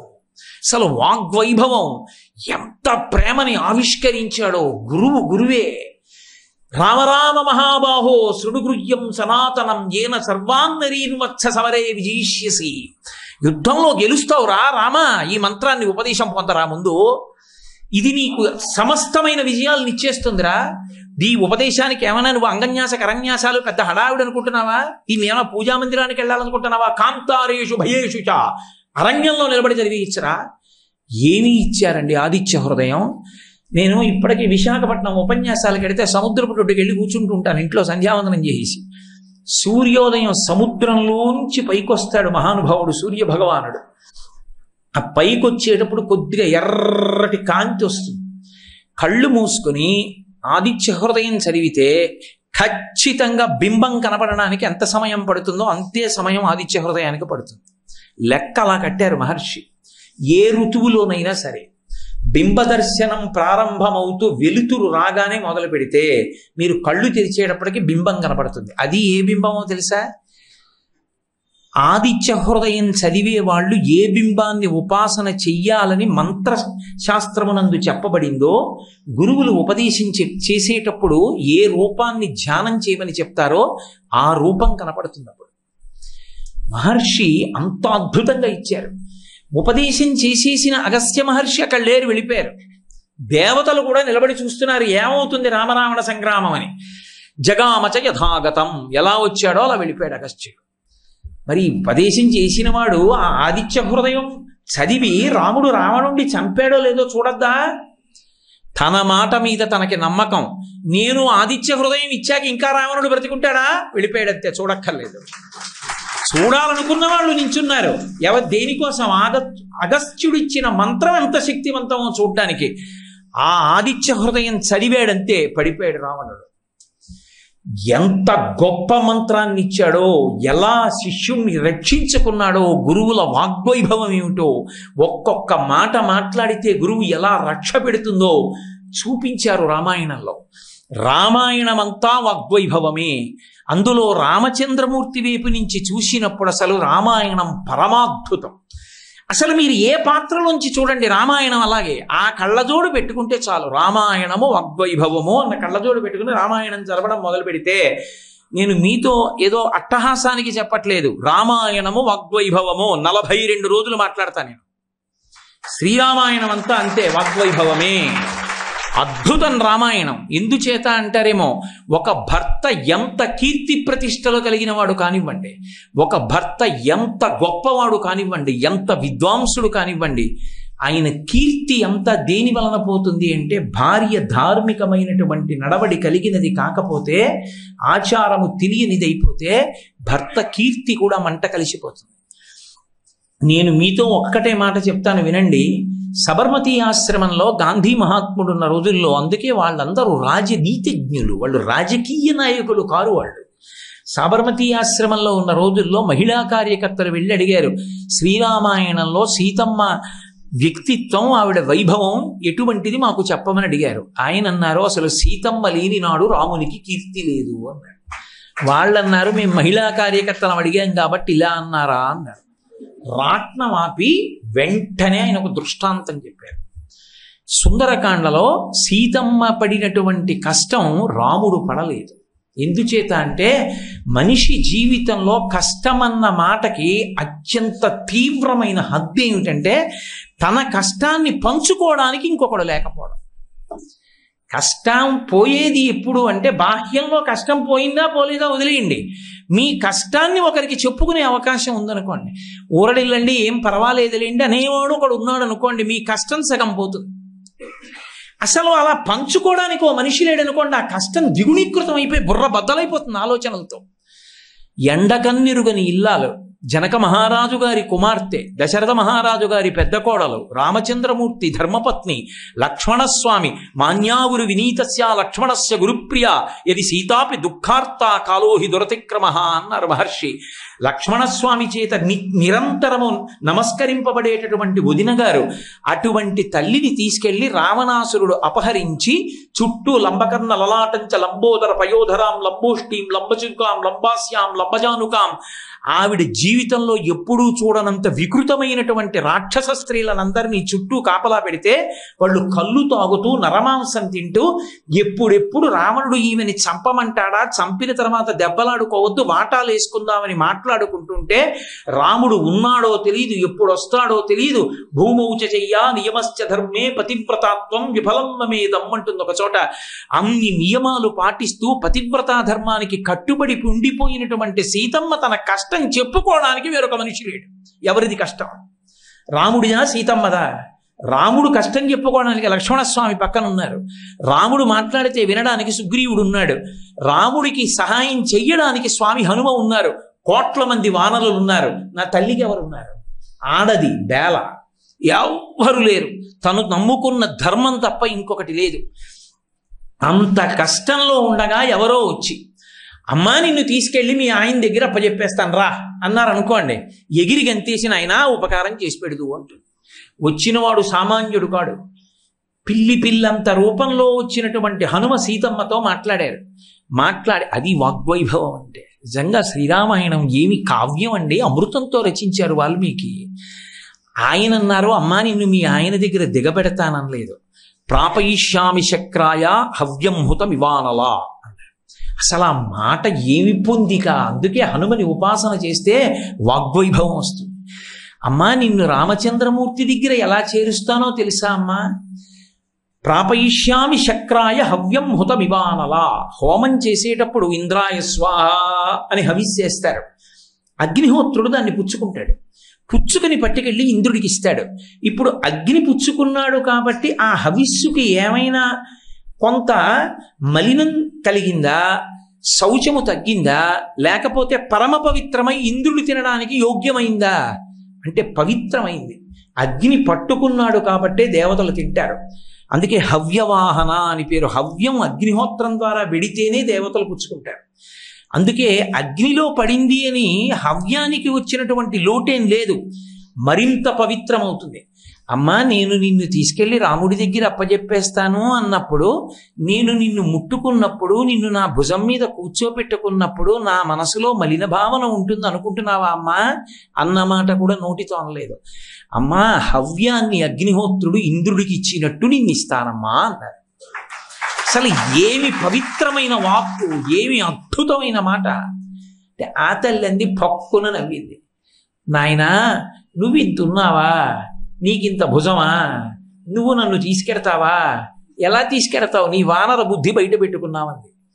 బ్రహ్మచారి కదూ, అందున మహాపండితుడు, విద్వాంసుడు, మహాబలవంతుడు. అమ్మ నన్నింత మాట అందని పౌరుషం వచ్చింది. మేరుమందర సంకాశౌ బభౌదిక్తానల ప్రభ అగ్రత వ్యవతస్తేచ సీతాయా వానరోత్తమ. మేరు పర్వత శిఖరాలు ఎలా పెరిగిపోతాయో అలా ఆకాశాన్ని చుంబిస్తూ పెరిగిపోయారు.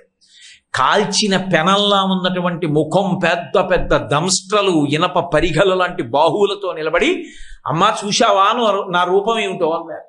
తండ్రి నాకు తెలుసురా, లేకపోతే ఇంత దూరం నువ్వు ఎలా వస్తావు, నీ పౌరుషం తెలుసు, నీ శక్తి తెలుసు, అయితే రామ్మ బయలుదేరదామన్నారు. ప్రశ్రవణ పర్వత శిఖరముల మీద కూర్చున్న రామచంద్రమూర్తి పాదార విందముల యందు నిన్ను సమర్పించి కృతకృత్యుడనవుతాను, రా తల్లి అన్నారు. ఆవిడంది, భర్తుభక్తిం పురస్కృత్య రామధన్యస్య వానర న స్పృశామి శరీరం తు పుంసో వనర పుంగవ.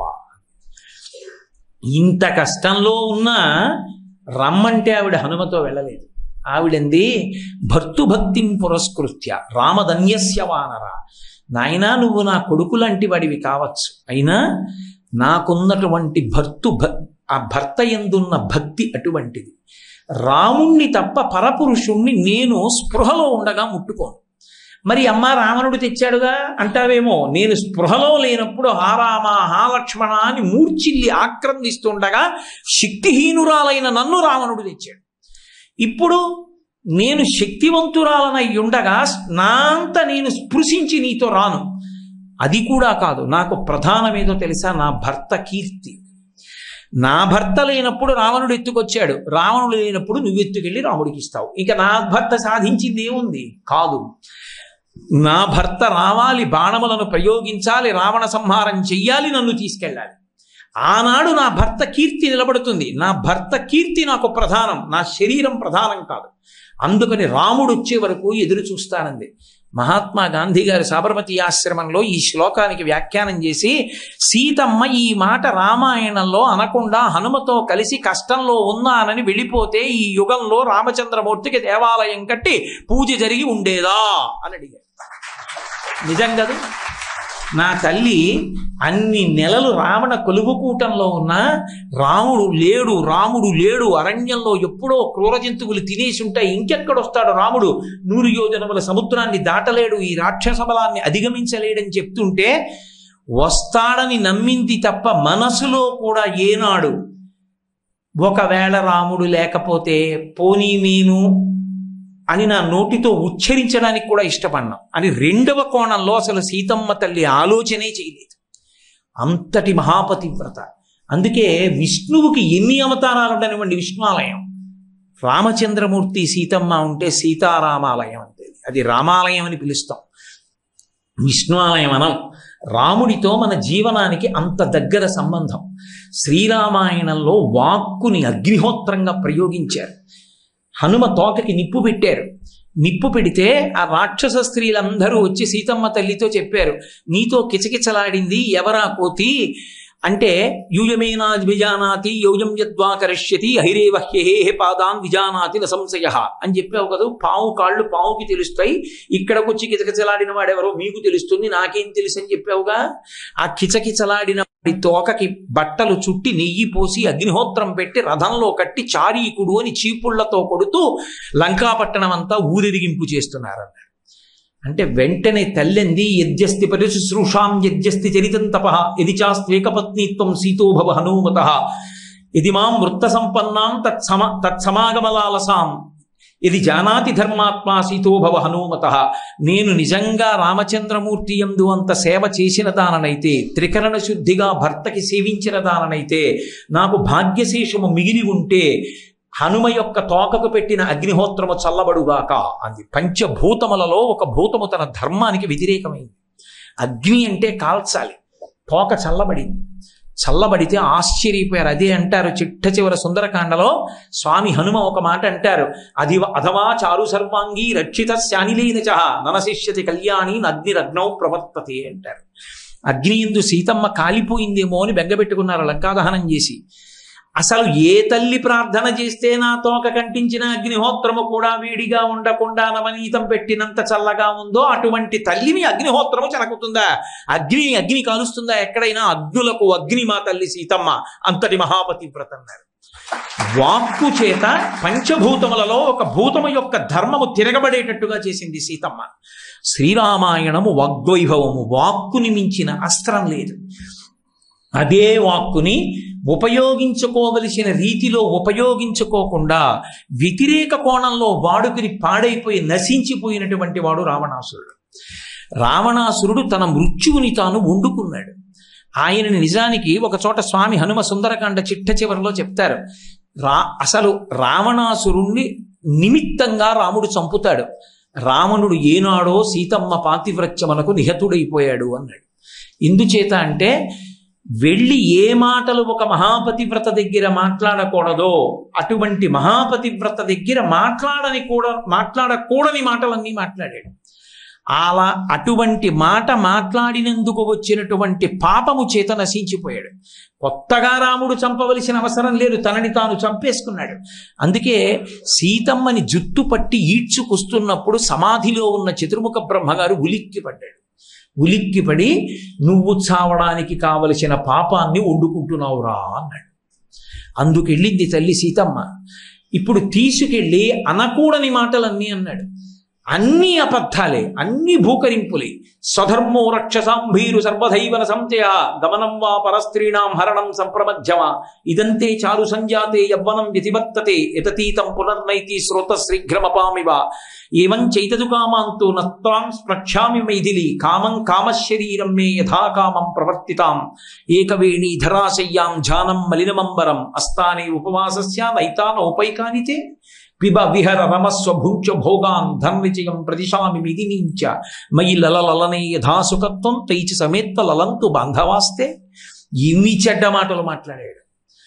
తల్లి దగ్గరికి వెళ్ళి అనకూడనంత భయంకరమైన మాట ఒకటి అన్నాడు. అమ్మా అమ్మా నేనంటాను, వాడు అంటాడా? సీత అంటాడు వాడు. సీత, నిన్ను చూసిన తర్వాత నా భర్తలతో రమించినా నాకు తృప్తి కలగట్లేదన్నాడు. అనరాని మాట.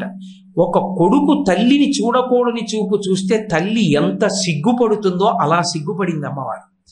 సిగ్గుపడి తృణమంతరత కృత్వా ప్రత్యువాచ సుస్మిత నివర్తయ మనోమత్త స్వజనే క్రియతాం మనః. గడ్డిపరక మధ్యలో పెట్టి అధర్మాత్ముడని మాట్లాడవలసి వచ్చింది. ప్రారంభం చేస్తూనే భీరు అంటాడు, పిరికిదానా అని పిలిచాడు. ఆవిడ పిరికితనం గౌరవనీయమైన పిరికితనం. ఆవిడ నిజంగా భయవిహ్వల కాదు.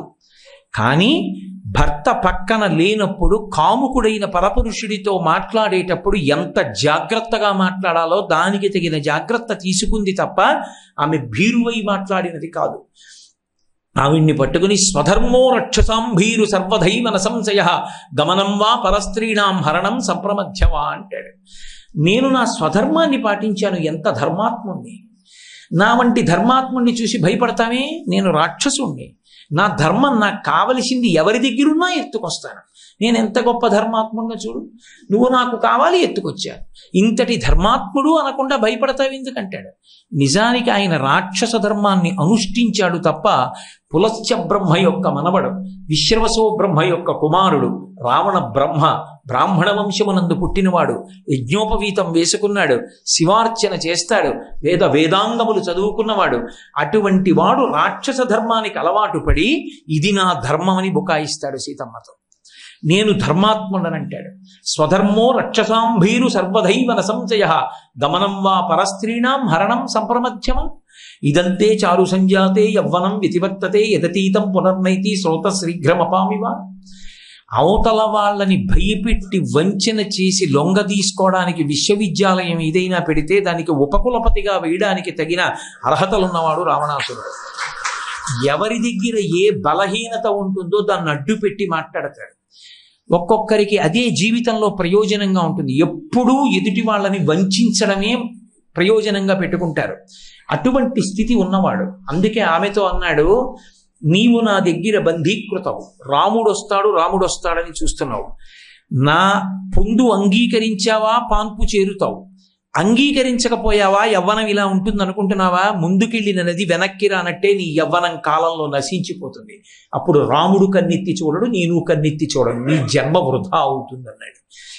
ఎంత ప్రలోభ పెట్టచ్చో అంత ప్రలోభ పెట్టి మాట్లాడతాడు.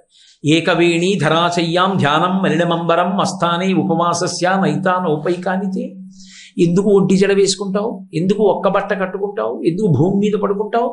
పిబ విహర రమస్వ భుంచ భోగాన్ ధన నిచయం ప్రదిశామి మిదినించ. హాయిగా అంతఃపురంలో అన్ని మాంసాహారాలు ఉన్నాయి, కావలసిన ఆహారం తిని శుభ్రంగా మద్యం సేవించి కావలసిన విధంగా ఇక్కడెవ్వరూ లేరులే, నీకు కావలసినట్టు హాయిగా భోగం అనుభవించంటాడు. ఇక్కడెవ్వరూ లేరులే అన్న మాట అత్యంత ప్రమాదకరం. ఒక పాపం చేసేటప్పుడు అంతఃకరణం ఉన్నది, పరమేశ్వరుడు అంతటా ఉన్నాడు. ఆయనకి తెలియదు పాపం చేస్తున్నాను అనుకోవడం కన్నా పెద్ద పాపం ఇంకోటి లేదు. ఎవ్వరూ లేరు తప్పు చేయమంటాడు. నా భర్త నాకు సాక్షి, నేను మహాపతివ్రతని, నా కాలి వేలితో కూడా నిన్ను స్పృశించనంటుంది సీతమ్మ. చిట్ట చివరికి ఆ తల్లి ఒక మాట చెప్పేసింది, రాక్షసాధమా రామస్య భార్య అమిత తేజస ఉక్తవానసి యత్పాపం క్వగతస్తస్య మోక్షసే అని అడిగింది. ఓరి పిచ్చివాడా, నీకు తెలియట్లేదు, అసలు నువ్వు నన్ను తేవడం ఏమిట్రా, నీకు సాధ్యమా, నువ్వు నన్ను ఎత్తుకురాలేవు, నేను వచ్చాను. ఎందుకు వచ్చానో తెలుసా, నీ చేత ఎత్తుకుపోబడిందన్న నాటకాన్ని సృజించాను. నేను మహాపతివ్రతను, నిన్ను భస్మం చేయగలను.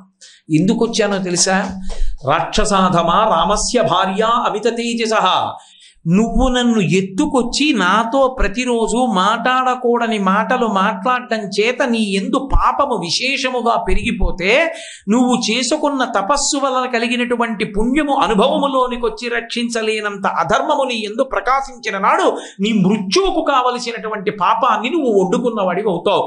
నీ చావు కోసం వచ్చాన్రా, విధిస్తవ వదార్థాయ విహితో నాత్ర సంశయ, నీ వధ విధి ఇలా నిర్ణయించాడని గుర్తెరగలేకపోతున్నావురా పిచ్చివాడా, అందుకొస్తున్నాయి నీ నోటి వెంట ఈ మాటలు అంది.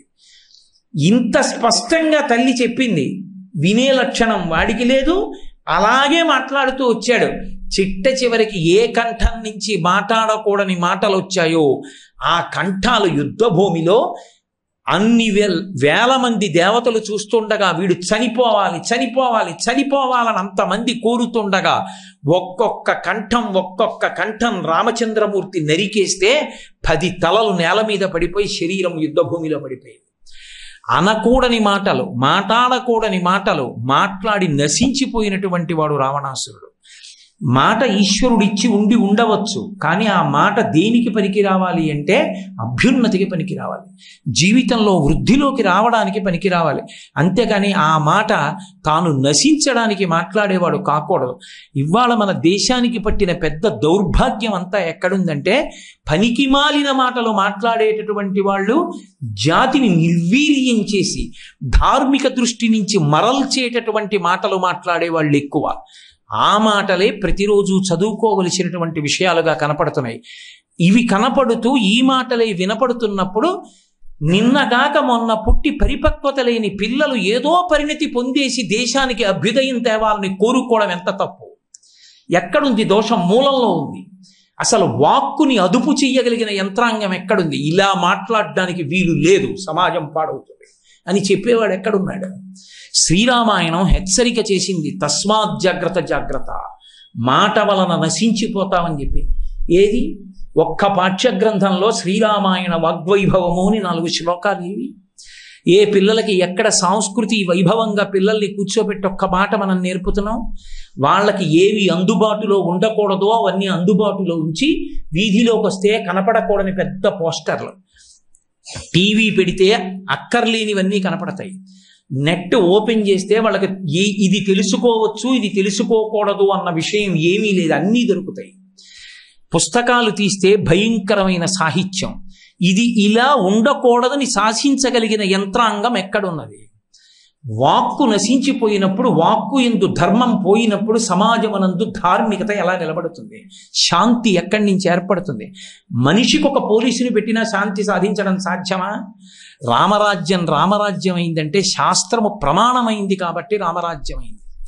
ఇంటికి తాళం వేయకుండా పౌరులు వెళ్ళారు, నెలకి 3 వానలు పడ్డాయి, భర్త ఉండగా భార్య బ్రతికుండి భర్త చనిపోవడం అన్నది లేదు, పిల్లలు మరణించి పెద్దవాళ్ళు ప్రేతకార్యం చెయ్యడం లేదు అంటే ధర్మము నిలబడింది కాబట్టి, వాక్కు యందు పౌరుష్యము లేదు కాబట్టి, ధర్మ ప్రబోధము జరిగింది కాబట్టి, ఎక్కడ చూసినా రామా రామా ఈ 2 మాటలే వినపడ్డాయి కాబట్టి, రాముడు ఆదర్శమయ్యాడు కాబట్టి రామరాజ్యం అయింది. కావాలని పిలిచేది రామరాజ్యం.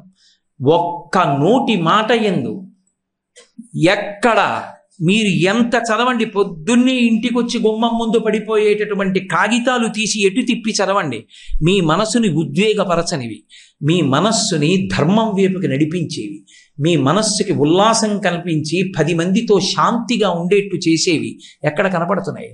సమాజం ప్రశాంతంగా ఎందుకు ఉంటుంది? ఉంటుందా? వాక్కు మీద ఆధారపడి ఉంటుంది. ఎవరు మాట్లాడడానికి అర్హులో వాళ్ళు, ఆ మాట్లాడిన వాళ్ళకి వాక్కుల మీద నియంత్రణ ఎక్కడుంది? లేనప్పుడు కట్టుకున్న సతిని నట్టేటిలో ముంచి కన్నవారి నోట గడ్డ కొట్టి సభలకెక్కువాడు చచ్చు పెద్దమ్మరా లలిత కుసుగుణజాల తినుగుబాల అన్నాడు ఆ రోజుని. అలా అయిపోయిన నాడు ధర్మం ఎక్కడి నుంచి నిలబడుతుంది? అందుకే వాక్కు గురించి వేదం అంత జాగ్రత్త చెప్పింది. సత్యం బ్రూయాత్ ప్రియం బ్రూయాత్ నబ్రూయాత్ సత్యమప్రియం ప్రియంచ నానృతం బ్రూయాత్. వేదం ఈశ్వరుడు నీకు వాక్కు ఇచ్చాడు కదా అని దుర్వినియోగం చేస్తావేమో. సత్యం బ్రూయాత్, నిజం మాట్లాడు. సత్యం బ్రూయాత్ ప్రియం బ్రూయాత్, నిజం చెప్పేటప్పుడు కూడా మళ్ళీ వాక్కు యందు పారుష్యం లేకుండా మాట్లాడు, గంభీరంగా ప్రతిపాదన చెయ్యి. ప్రియం బ్రూయాత్ నబ్రూయాత్ సత్యమప్రియం.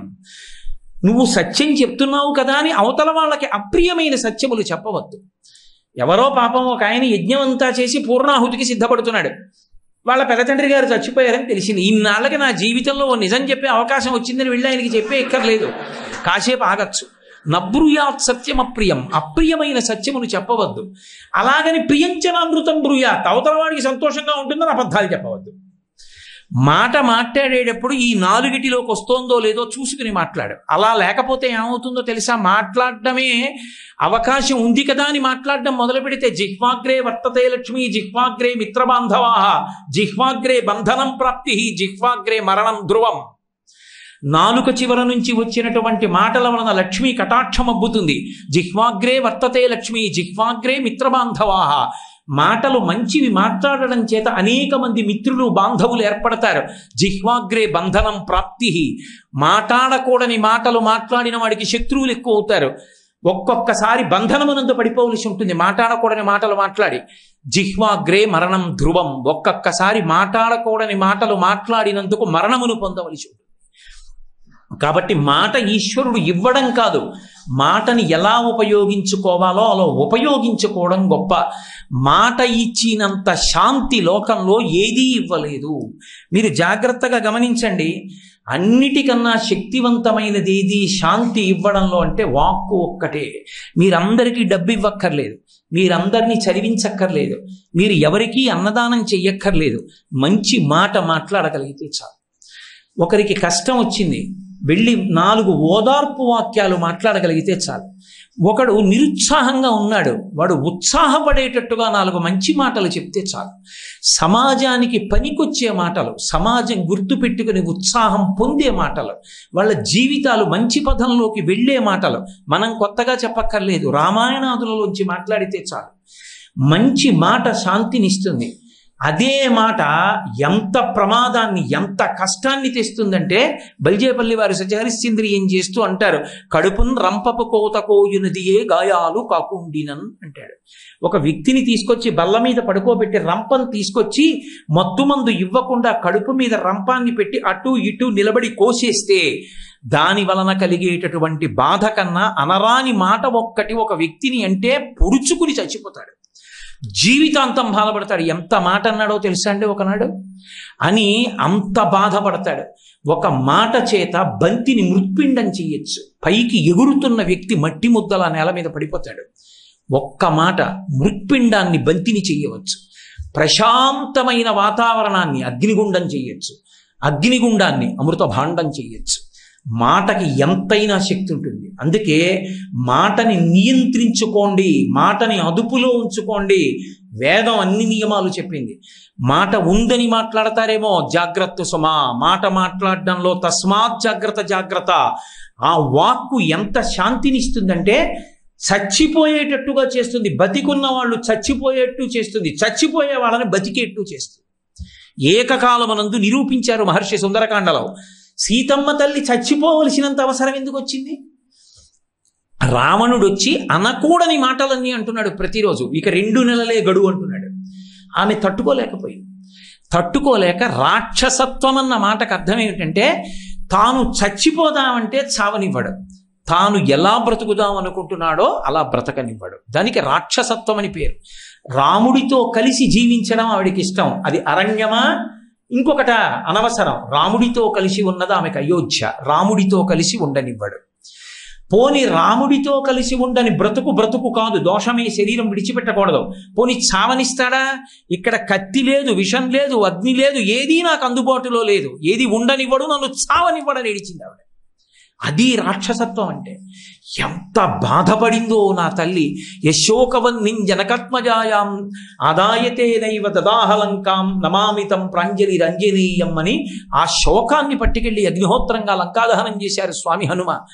అంత బాధపడిపోయే ఆఖరికి ఆవిడ నీ చచ్చిపోతాను. ఆవిడే సామాన్య స్త్రీ కాదు, అంత శాస్త్రం చదువుకున్న తల్లి, రామచంద్రమూర్తి ఇల్లాలు, అంతటి ధర్మపత్ని, అంతటి మహాపతివ్రత. చచ్చిపోతాననే స్థితికి వాడు మాటలతో తీసుకొచ్చాడు.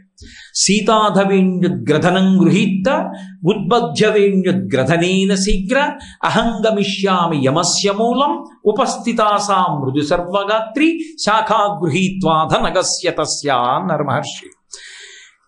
చచ్చిపోవడానికి మార్గం లేక ఆమె దీర్ఘమైనటువంటి జటని తీసి కంఠానికి చుట్టేసుకుని పూచినటువంటి శిశుపావృక్షపు కొమ్మనొక దాన్ని కిందకి వంచి దానికి చుట్టేసింది. ఇక ఆమె కొమ్మ వదిలేస్తే చచ్చిపోతుంది, పైకి తేలిపోతే ప్రాణం పోతుంది. అంటే బ్రతికున్నటువంటి తల్లిని, సంతోషంగా ఉన్న తల్లిని, ఆమెకు ఐశ్వర్యం పోయిందని ఆవిడ ఏడవలేదు. నేను మీకు చూపించే సుమంత్రుడు చెప్పాడు, బాలేన రమతే సీత బాలచంద్ర నిభానన రామ రామే హృదీనాత్మ విజనేపి వనీసతి అన్నాడు. ఒక పిల్ల ఎలా ఆడుకుంటుందో రాముడు ఉన్నాడని అరణ్యంలో అలా ఆడుకుంటోంది సీతమ్మ, అంత సంతోషంగా ఉందన్నాడు. అంత సంతోషంగా ఉన్న తల్లి చచ్చిపోయేదాకా తీసుకొచ్చేశాడు. దేంతో? కేవలం తన మాటలతో. ఇప్పుడు ఆవిడ చచ్చిపోవడానికి సిద్ధపడిపోయింది.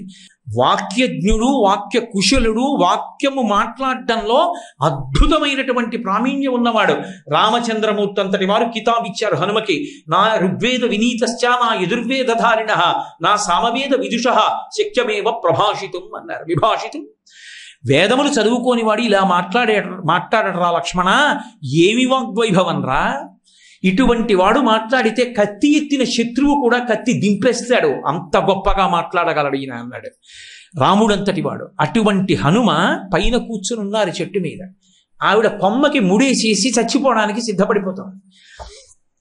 ఇన్ని మాటలు తెలిసి ఉన్నవాడు ఏ మాట మాట్లాడాలో మర్చిపోయాడు.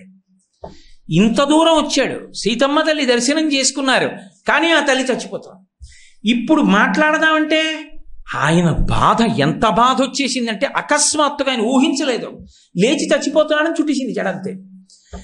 మహర్షి ఆయన పడిన పరివేదనని చెప్పడానికి ఏవం బహువిధాం చింతాం చింతయిత్వాం మహాకపి సంసర్వో మధురం వాక్యం వైదేహ్య వ్యాజహార అన్నారు. అన్ని శాస్త్రములు తెలిసిన్నటువంటి వాడు నవవ్యాకరణ పండితుడు, బుద్ధిమతాం వరిష్టం వాతాత్మజం వానరయూధముత్యం దేశకాలానువృత్తిశ్చ నయశ్చ నయపండిత అని సుగ్రీవుడి చేత కితాబునందుకున్నటువంటి వాడు ఏ మాటలు మాట్లాడాలో అర్థం కాలేదు. నేను సంస్కృత భాషలో మాట్లాడితే వానరం సంస్కృతం ఎందుకు మాట్లాడింది అంటుంది, వానర భాషలో మాట్లాడితే అర్థం కాదు. గట్టిగా కిందకి దూకు అమ్మా ఉరిపోసుకోకందామంటే రాక్షస స్త్రీలు మేల్కొంటారు, యుద్ధం జరుగుతుంది, జయాపజయములు విధి నిర్ణీతములు ఏమవుతుందో తెలియదు. ఇప్పుడు నేను ఇలా చూస్తూ ఊరుకుంటే ఆవిడ ఉరిపోసుకుంటే ప్రాణం పోతే, నేను చూశాను సీతమ్మ చచ్చిపోయిందని వెనక్కి వెళ్ళి చెప్తే రామచంద్రమూర్తికి ఆగ్రహం వస్తే లోకములు నిలబడవు. ఇప్పుడు నేను ఏం చెయ్యాలి, ఏం మాట్లాడాలి, ఎలా మాట్లాడాలి, ఏం చెప్పను. ఏవం బహువిధాం చింతాం చింతయిత్వాం మహాకపి గందరగోళం అయిపోయి ఆ ఆకుల మధ్యలో గిర్ర గిర్ర గిర్ర గిర్ర గిర్ర గిర్ర తిరిగిశారు. రామకథ మృత సంజీవని. చచ్చిపోయేట్టు చేసినవాడు రావణాసురుడు, చచ్చిపోతున్న దాన్ని బతికించినవాడు హనుమ. మహానుభావుడు బ్రతికించడానికి ఆయన ఏం చేయలేదు, కనీసం ఆవిడ్ని ఇలా ముట్టుకోలేదు, ఆ పైన కూర్చుని మొదలు పెట్టేశారంతే. ఏ కష్టం వచ్చినా ఈయనకి రామకథ జ్ఞాపకానికి వచ్చేస్తుంది. రాజాదశరథో నామ రథకుంజరమాజిమాన్ పుణ్యశీలో మహాకీర్తి రుజుర్రాసి మహాయశ రక్షిత జీవలోకస్య ధర్మస్య పరిరక్షిత రక్షిత స్వస్య ధర్మస్య స్వజనస్య రక్షిత అని మొదలుపెట్టారు. అది కూడా తల్లి ఉరిపోసుకునే లోపల సావధానంగా కథ చెప్పడం కుదరదు, గబగబ గబగబ రామకథ వినపడాలి ఆవిడికి. పూర్వకాలంలో కోసల దేశాన్ని అయోధ్యా నగరాన్ని రాజధానిగా పరిపాలించినటువంటి దశరథ మహారాజు గారు తన భార్యలైనటువంటి కౌసల్య సుమిత్ర కైకేయి యందు సంతానము లభించలేదని అహింసా తత్పరుడు సమస్త సుగుణములు కలిగినటువంటి వాడైనటువంటి దశరథ మహారాజు గారు సంతానాన్ని పొందడానికి ప్రతిబంధకంగా ఉన్న పాపాన్ని తొలగించుకోవడానికి అశ్వమేధయాగం చేసి పుత్రుల్ని పొందడానికి దేవతల ప్రీతి కొరకు పుత్రకామేష్టి చేస్తే ఆ యాగంలో వచ్చినటువంటి యజ్ఞపురుషుడు ఇచ్చినటువంటి పాయసము యొక్క అనుగ్రహము చేత కౌసల్య సుమిత్ర కైకేయి యందు రామలక్ష్మణ భరత శత్రుఘ్నులన్న నలుగురు కుమారుల్ని కని పెద్దవాడైన సుగుణాభిరాముడైన రామచంద్రమూర్తికి పట్టాభిషేకం చేయడానికి ముహూర్తం నిర్ణయించి రేపే పట్టాభిషేకం అంటే ముందు రోజు రాత్రి ముద్దుల భార్య అయిన కైకమ్మ నిగ్రహిస్తే 2 వరములనిచ్చి ఆ కారణం చేత తండ్రిని సత్యమునందు నిలబెట్టడానికి పెద్దవాడైన ధర్మాత్ముడు రామచంద్రమూర్తి భార్య సీతమ్మతో తమ్ముడు లక్ష్మణుడితో 14 సంవత్సరముల అరణ్యవాసం చేయడానికి దండకారణ్యానికి వచ్చి జనాస్థానంలో ఉండగా రావణాసురుడు అనేటటువంటి 10 తలల రాక్షసుడు సీతమ్మని అపహరించి లంకాపట్టణానికి తీసుకెళ్లిపోయాడని తెలుసుకున్న రామచంద్రమూర్తి కిష్కింధలో సుగ్రీవుడితో స్నేహం చేసి వారిని ఒక్క బాణంతో సంహరిస్తే ప్రత్యుపకారంగా సుగ్రీవుడు అన్ని దిక్కులకు సీతమ్మ జాడ కనిపెట్టడానికి వానరములను పంపితే దక్షిణ దిక్కుకు యువరాజైనటువంటి అంగదుడి నాయకత్వంలో వచ్చినటువంటి కేసరి యొక్క సుతుడనైనటువంటి నేను, వాయువు యొక్క ఔరసపుత్రుడైనటువంటి వాడిని, అంజనా నందనుడైనటువంటి వాడిని, హనుమ అని పేరు కలిగినటువంటి నేను రాత్రి నుంచి లంకాపట్టణాన్నంతటినీ అన్వేషించి ఈ శింశుపా వృక్షం మీద కూర్చుని సీతమ్మ తల్లి ఇలా ఉంటుందని రామచంద్రమూర్తి నాకు ఏ గుర్తులు చెప్పారో యథారూపాం యథావర్ణాం యథా లక్ష్మీంచ నిశ్చితాం అస్రౌషం రాఘవశ్చాహం సేయమాసాదితామయ అటువంటి ఆభరణములు, అటువంటి గుర్తులు, అటువంటి సాముద్రికమున్న సీతమ్మ తల్లిని దర్శనము చేసి ధన్యుడనైనాను. ఆ మాట వినబడిందంటే తల్లికి ఒక్కసారి కంఠానికి కట్టుకున్నటువంటి ఆ జడ వదిలైపోయింది. తీసేసి ఒక్కసారి పైకి చూసింది. చూసేటప్పటికి మహానుభావుడు పైన కూర్చుని కనబడ్డాడు. తత శాఖాంతరేలీనం దృష్ట్వాచలిత మానస వేష్టితార్జున వస్త్రంతం విద్యుత్ సంఘాత పింగళం. సుందరకాండలో 2 సిద్ధి సర్గాలు. ఒకటి సీతమ్మ తల్లిని హనుమ దర్శనం చేసింది సిద్ధి సర్గ, హనుమని సీతమ్మ తల్లి చూసింది కూడా సిద్ధి సర్గ. అందులో ఇది విన్నా, ఈ శ్లోకం విన్నా స్వామి హనుమ రామచంద్ర ప్రభువు పరమ సంతోషాన్ని పొందుతారు. అందుకే ఇవాళ ఉపన్యాస పరిపూర్తి సందర్భంగా వాగ్వైభవంగా ఈ శ్లోకాన్ని రామాయణంలోంచి తీసుకొచ్చి ఒక్కసారి విజ్ఞాపన చేశాను అని చెప్పి మహానుభావుడు ముందు వాక్కుల చేత ఊరడించారు. ఇలా చేత్తో ముట్టుకోకుండా 10 నెలల నుంచి కంటికి పంటికి ఏకధారగా ఏడుస్తున్నటువంటి తల్లి కళ్ళు తుడవకుండా వానరోహం మహాభాగే దూతో రామస్య ధీమతః రామనామాంకితం చేదం ప్రత్యదేవ్యంగుళీయకం ప్రత్యయార్థం తవానీతం తేన దత్తం మహాత్మన సమాశ్లిషి భద్రం తే క్షీణ దుఃఖ పలాహ్యసి అంటూ ఆ ఉంగరాన్ని తీసి, అమ్మ రామచంద్రమూర్తి యొక్క దాసుణ్ణి రామదూతని వానరుణ్ణి తన పేరు కూడా చెప్పుకోలేదు మహానుభావుడంత వినయం.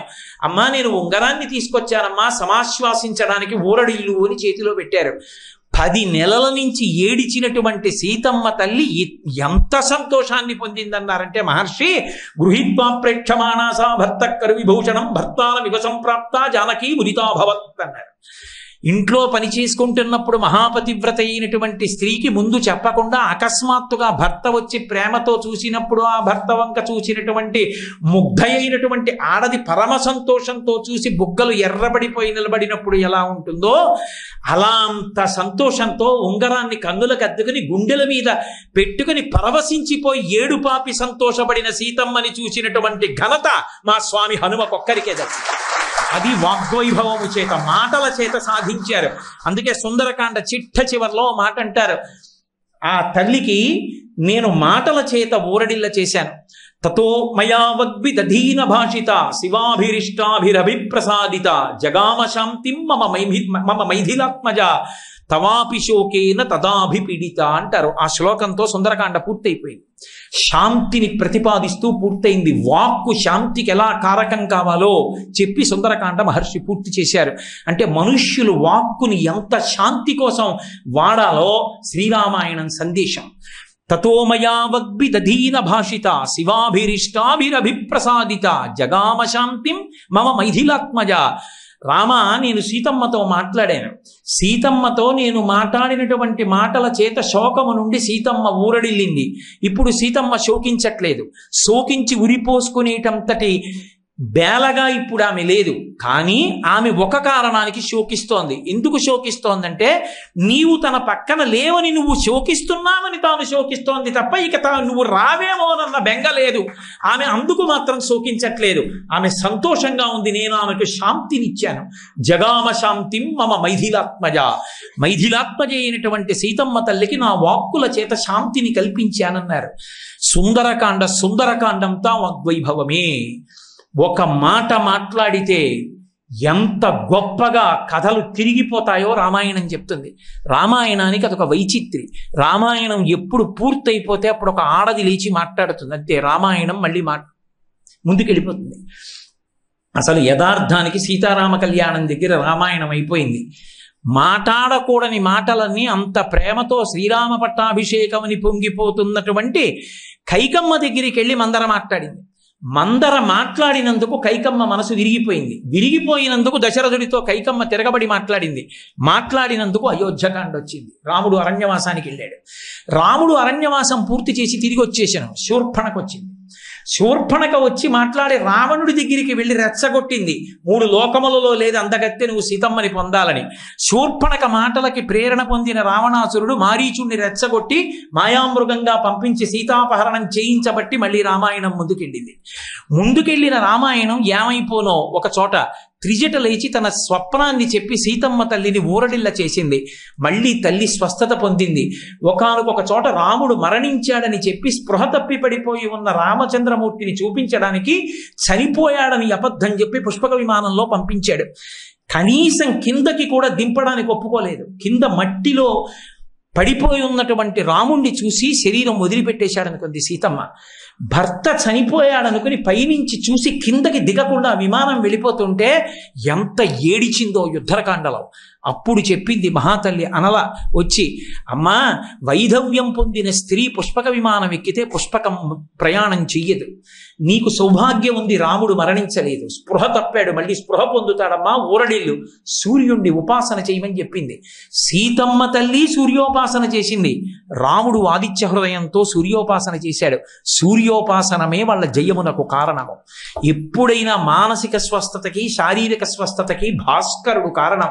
ఆరోగ్యం భాస్కరాది చేత్. కాబట్టి మళ్ళీ అక్కడ త్రిజట మాట్లాడడం, అనల మాట్లాడడం వల్ల సీతమ్మ తల్లి ఊరడిల్లింది. రామాయణం ఎక్కడెక్కడ అయిపోతుంది అనుకుంటామో అక్కడొక్కడ ఒక్కొక్క ఆడది మాట్లాడుతుంది. మాటల వలన రామాయణం మళ్ళీ తిరిగిపోతుంటుంది. మాట రామాయణాన్ని మార్చేసింది. మీతో నేను మనవి చేశాను, లక్ష్మణుడు ప్రాణం పోయినా వెళ్ళడు సీతమ్మని విడిచిపెట్టి. అనరాని మాట ఒక్కటంది అంతే సీతమ్మ. రామాయణ కథ తిరిగిపోయింది. రావణుడు కాదు సీతాపహరణం చేసింది, ఆవిడే చెప్పుకుంది. నేనే లోభపడిపోయాను అని చెప్పింది. ఒక్క మాట, సుదుష్టత్వం వనే రామమేకమేకోను గచ్చసి మమ హేతోహ ప్రతిచ్ఛన్న ప్రయుక్తో భరతేనవా అంది. నన్ను ఎలా అయినా పొందాలి, మీ అన్నయ్యని చంపాలని నువ్వన్నా వచ్చావు, రాముణ్ణి చంపేద్దామని భరతుడన్నా పంపాడు, రెండిటిలో ఏది నిజం అంది. అమ్మా నేను వెళ్ళిపోతున్నానమ్మా అని వెళ్ళిపోయాడు. లక్ష్మణుడు వెళ్ళిపోయాడు, సీతాపహరణం జరిగింది. ఒక్క మాట సీతమ్మ అన్నందుకు లక్ష్మణస్వామి వెళ్ళిపోయాడు. నూనం సకాలో మృగరూపధారి మామల్ప భాగ్యం లులుభే తదానీం యత్రార్యపుత్ర విసర్జమూఢ రామానుజం లక్ష్మణ పూర్వజంచ అని చెప్పింది. నా వాక్కు వలన లోభానికి గురైపోయాను. వెళ్ళిపోయాడు లక్ష్మణుడు. సీతాపహరణం అయిపోయింది. మాట ఎంత ప్రమాదమో విభీషణుడు చెప్పాడు. వినకుండా విభీషణుడిని అధిక్షేపించి మాట్లాడాడు. ఈ మాటలు నేను పడలేనని విభీషణుడు వెళ్ళిపోయాడు. ధర్మాత్ముడైన విభీషణుడు వెళ్ళిపోయాడు. అంత కాలిపోయింది. మాట మాట్లాడడం, మాట ఎంత శక్తివంతమో, మాట ఎంత శాంతి కారకమో, మాట ఎంత జాగ్రత్తగా ఉండాలో, మాట ఎంత ధార్మికంగా ఉండాలో. మాటల చేత దేవతలు మన్నన చేసి వరంబులిత్తురున్. ఆ మాటల చేత దేవతలు మన్నన చేస్తారు. ఏ విధమైనటువంటి శత్రుత్వం ఉండదు. కేవలం మాటల వలన శత్రుత్వంతో నిలబడిపోయే వాళ్ళు ఉంటారు. మాటల చేత మిత్రత్వంతో ఎనలేని బలాన్ని మూట కట్టుకునేవాడు ఉంటాడు. మనుష్యునికి మాట ఇచ్చిన పరమేశ్వరుడు ఆ మాట చేత తరించిపోయే అవకాశం ఇచ్చాడు, మిగిలిన ప్రాణులకు లేదు. శ్రీరామ రామ రామేతి రమే రామే మనోరమే సహస్రనామ తత్తుల్యం రామనామ వరాననే. పార్వతీదేవికి పరమేశ్వరుడు చేసినటువంటి బోధ. ఏమీ అక్కర్లేదు, శ్రీరామ శ్రీరామ శ్రీరామ అనుకుంటే చాలు. విష్ణు సహస్రనామ స్తోత్రం చేసిన ఫలితం. సంస్కృతంలో అక్షరాల్ని అంకెల్లోకి తర్జుమా చేసే సంప్రదాయం ఉంది. రా 2 మా 5, రామ రామ రామ, 2 × 5 × 2 × 5 × 2 × 5, 2 5 10, 10 2 20, 25 100, 100 2 200, 205 1000. సహస్రనామ తత్తుల్యం రామనామ వరాననే. రామనామం అంత గొప్పది. వాక్కుని మంచికి ఉపయోగిస్తే ధరించిపోతాడు. ఆ వాక్కుని అక్కర్లేని వాటన్నిటికీ ఉపయోగించి ఎంతటి పెద్దలైనా గౌరవించకుండా అధిక్షేపించి మాట్లాడడం తేలిక. ఆ తర్వాత పాపం కట్టి కుడిపినాడు అనుభవించినప్పుడు బాధపడతాడు. అందుకని వాక్కుని సద్వినియోగం చేసుకోండి, శాంతికారకంగా వాడుకోండి. 10 మంది సంతోషంగా ఉండేటట్టు ఉంచగలిగినది వాక్కుయే అని శ్రీరామాయణం అనేక కోణాలలో ధృవీకరించింది. ఏ మాట పరమేశ్వరుడు మనకిచ్చాడో ఆ పరమేశ్వర స్వరూపమైనటువంటి పరివార సహితుడైన సీతారామచంద్ర ప్రభు తన నిర్హేతుక కృపాకటాక్ష వీక్షణముల చేత మనందరం కూడా వాక్కుని సద్వినియోగం చేసుకుని తరించి 10 మంది శాంతిగా ఉండడానికి, మనం శాంతిగా ఉండడానికి వీలైన రీతిలో వినియోగించగలిగినటువంటి సమర్థతని కటాక్షించుగాక అని సాంజలి బంధకంగా స్వామి పాదములు పట్టి ప్రార్థన చేస్తూ, గత వారం రోజులుగా నేను చేస్తున్నటువంటి శ్రీరామాయణము ఆర్షవాక్కులు అన్న ప్రసంగాలకి నేనింత విశాలంగా కూర్చున్నా, మీ అందరూ అంత దగ్గరగా కూర్చుని 3 గంటలు మనిషి కదలడానికి వీలు లేకుండా అలా నిలబడి విన్నారు అంటే ఇప్పటికీ ఈ జాతికి రామాయణం మీద ఎంత నమ్మకమో, రాముడి మీద ఎంత విశ్వాసమో, రామాయణం ఆర్షవాక్కులను తెలుసుకుని జీవితాలు తిప్పుకోవాలని కోరుకుంటున్న వాళ్ళు ఎన్ని కోట్ల మంది ఉన్నారో, అది అందించకపోతే తెలుసుకున్నవాడు ఎంత పాపం చేసిన వాడు అవుతాడో. ఈ సభని చూసి పులకరించిపోతూ ఇంత ఇరుగ్గా కూర్చుని కూడా రామాయణాన్ని ఇంత సావధానంగా విన్నందుకు నాకు రామాయణం మీద మరింత సంతోషం ఏర్పడింది. నేను వయసు పెద్దదవుతున్నా, నాకు శక్తి క్షీణిస్తున్నా రోజు రోజుకి. నేను మాత్రం మీ అందరూ ఇచ్చిన ఉత్సాహంతో శ్రీరామాయణాన్ని ఇలాగే ప్రచారం చెయ్యడానికి కావలసిన ఉత్సాహాన్ని మీరు నాకు కట్టబెట్టినందుకు మీ అందరికీ నా హృదయపూర్వకమైనటువంటి కృతజ్ఞతాభివందనములను వేరొకసారి ఆవిష్కరి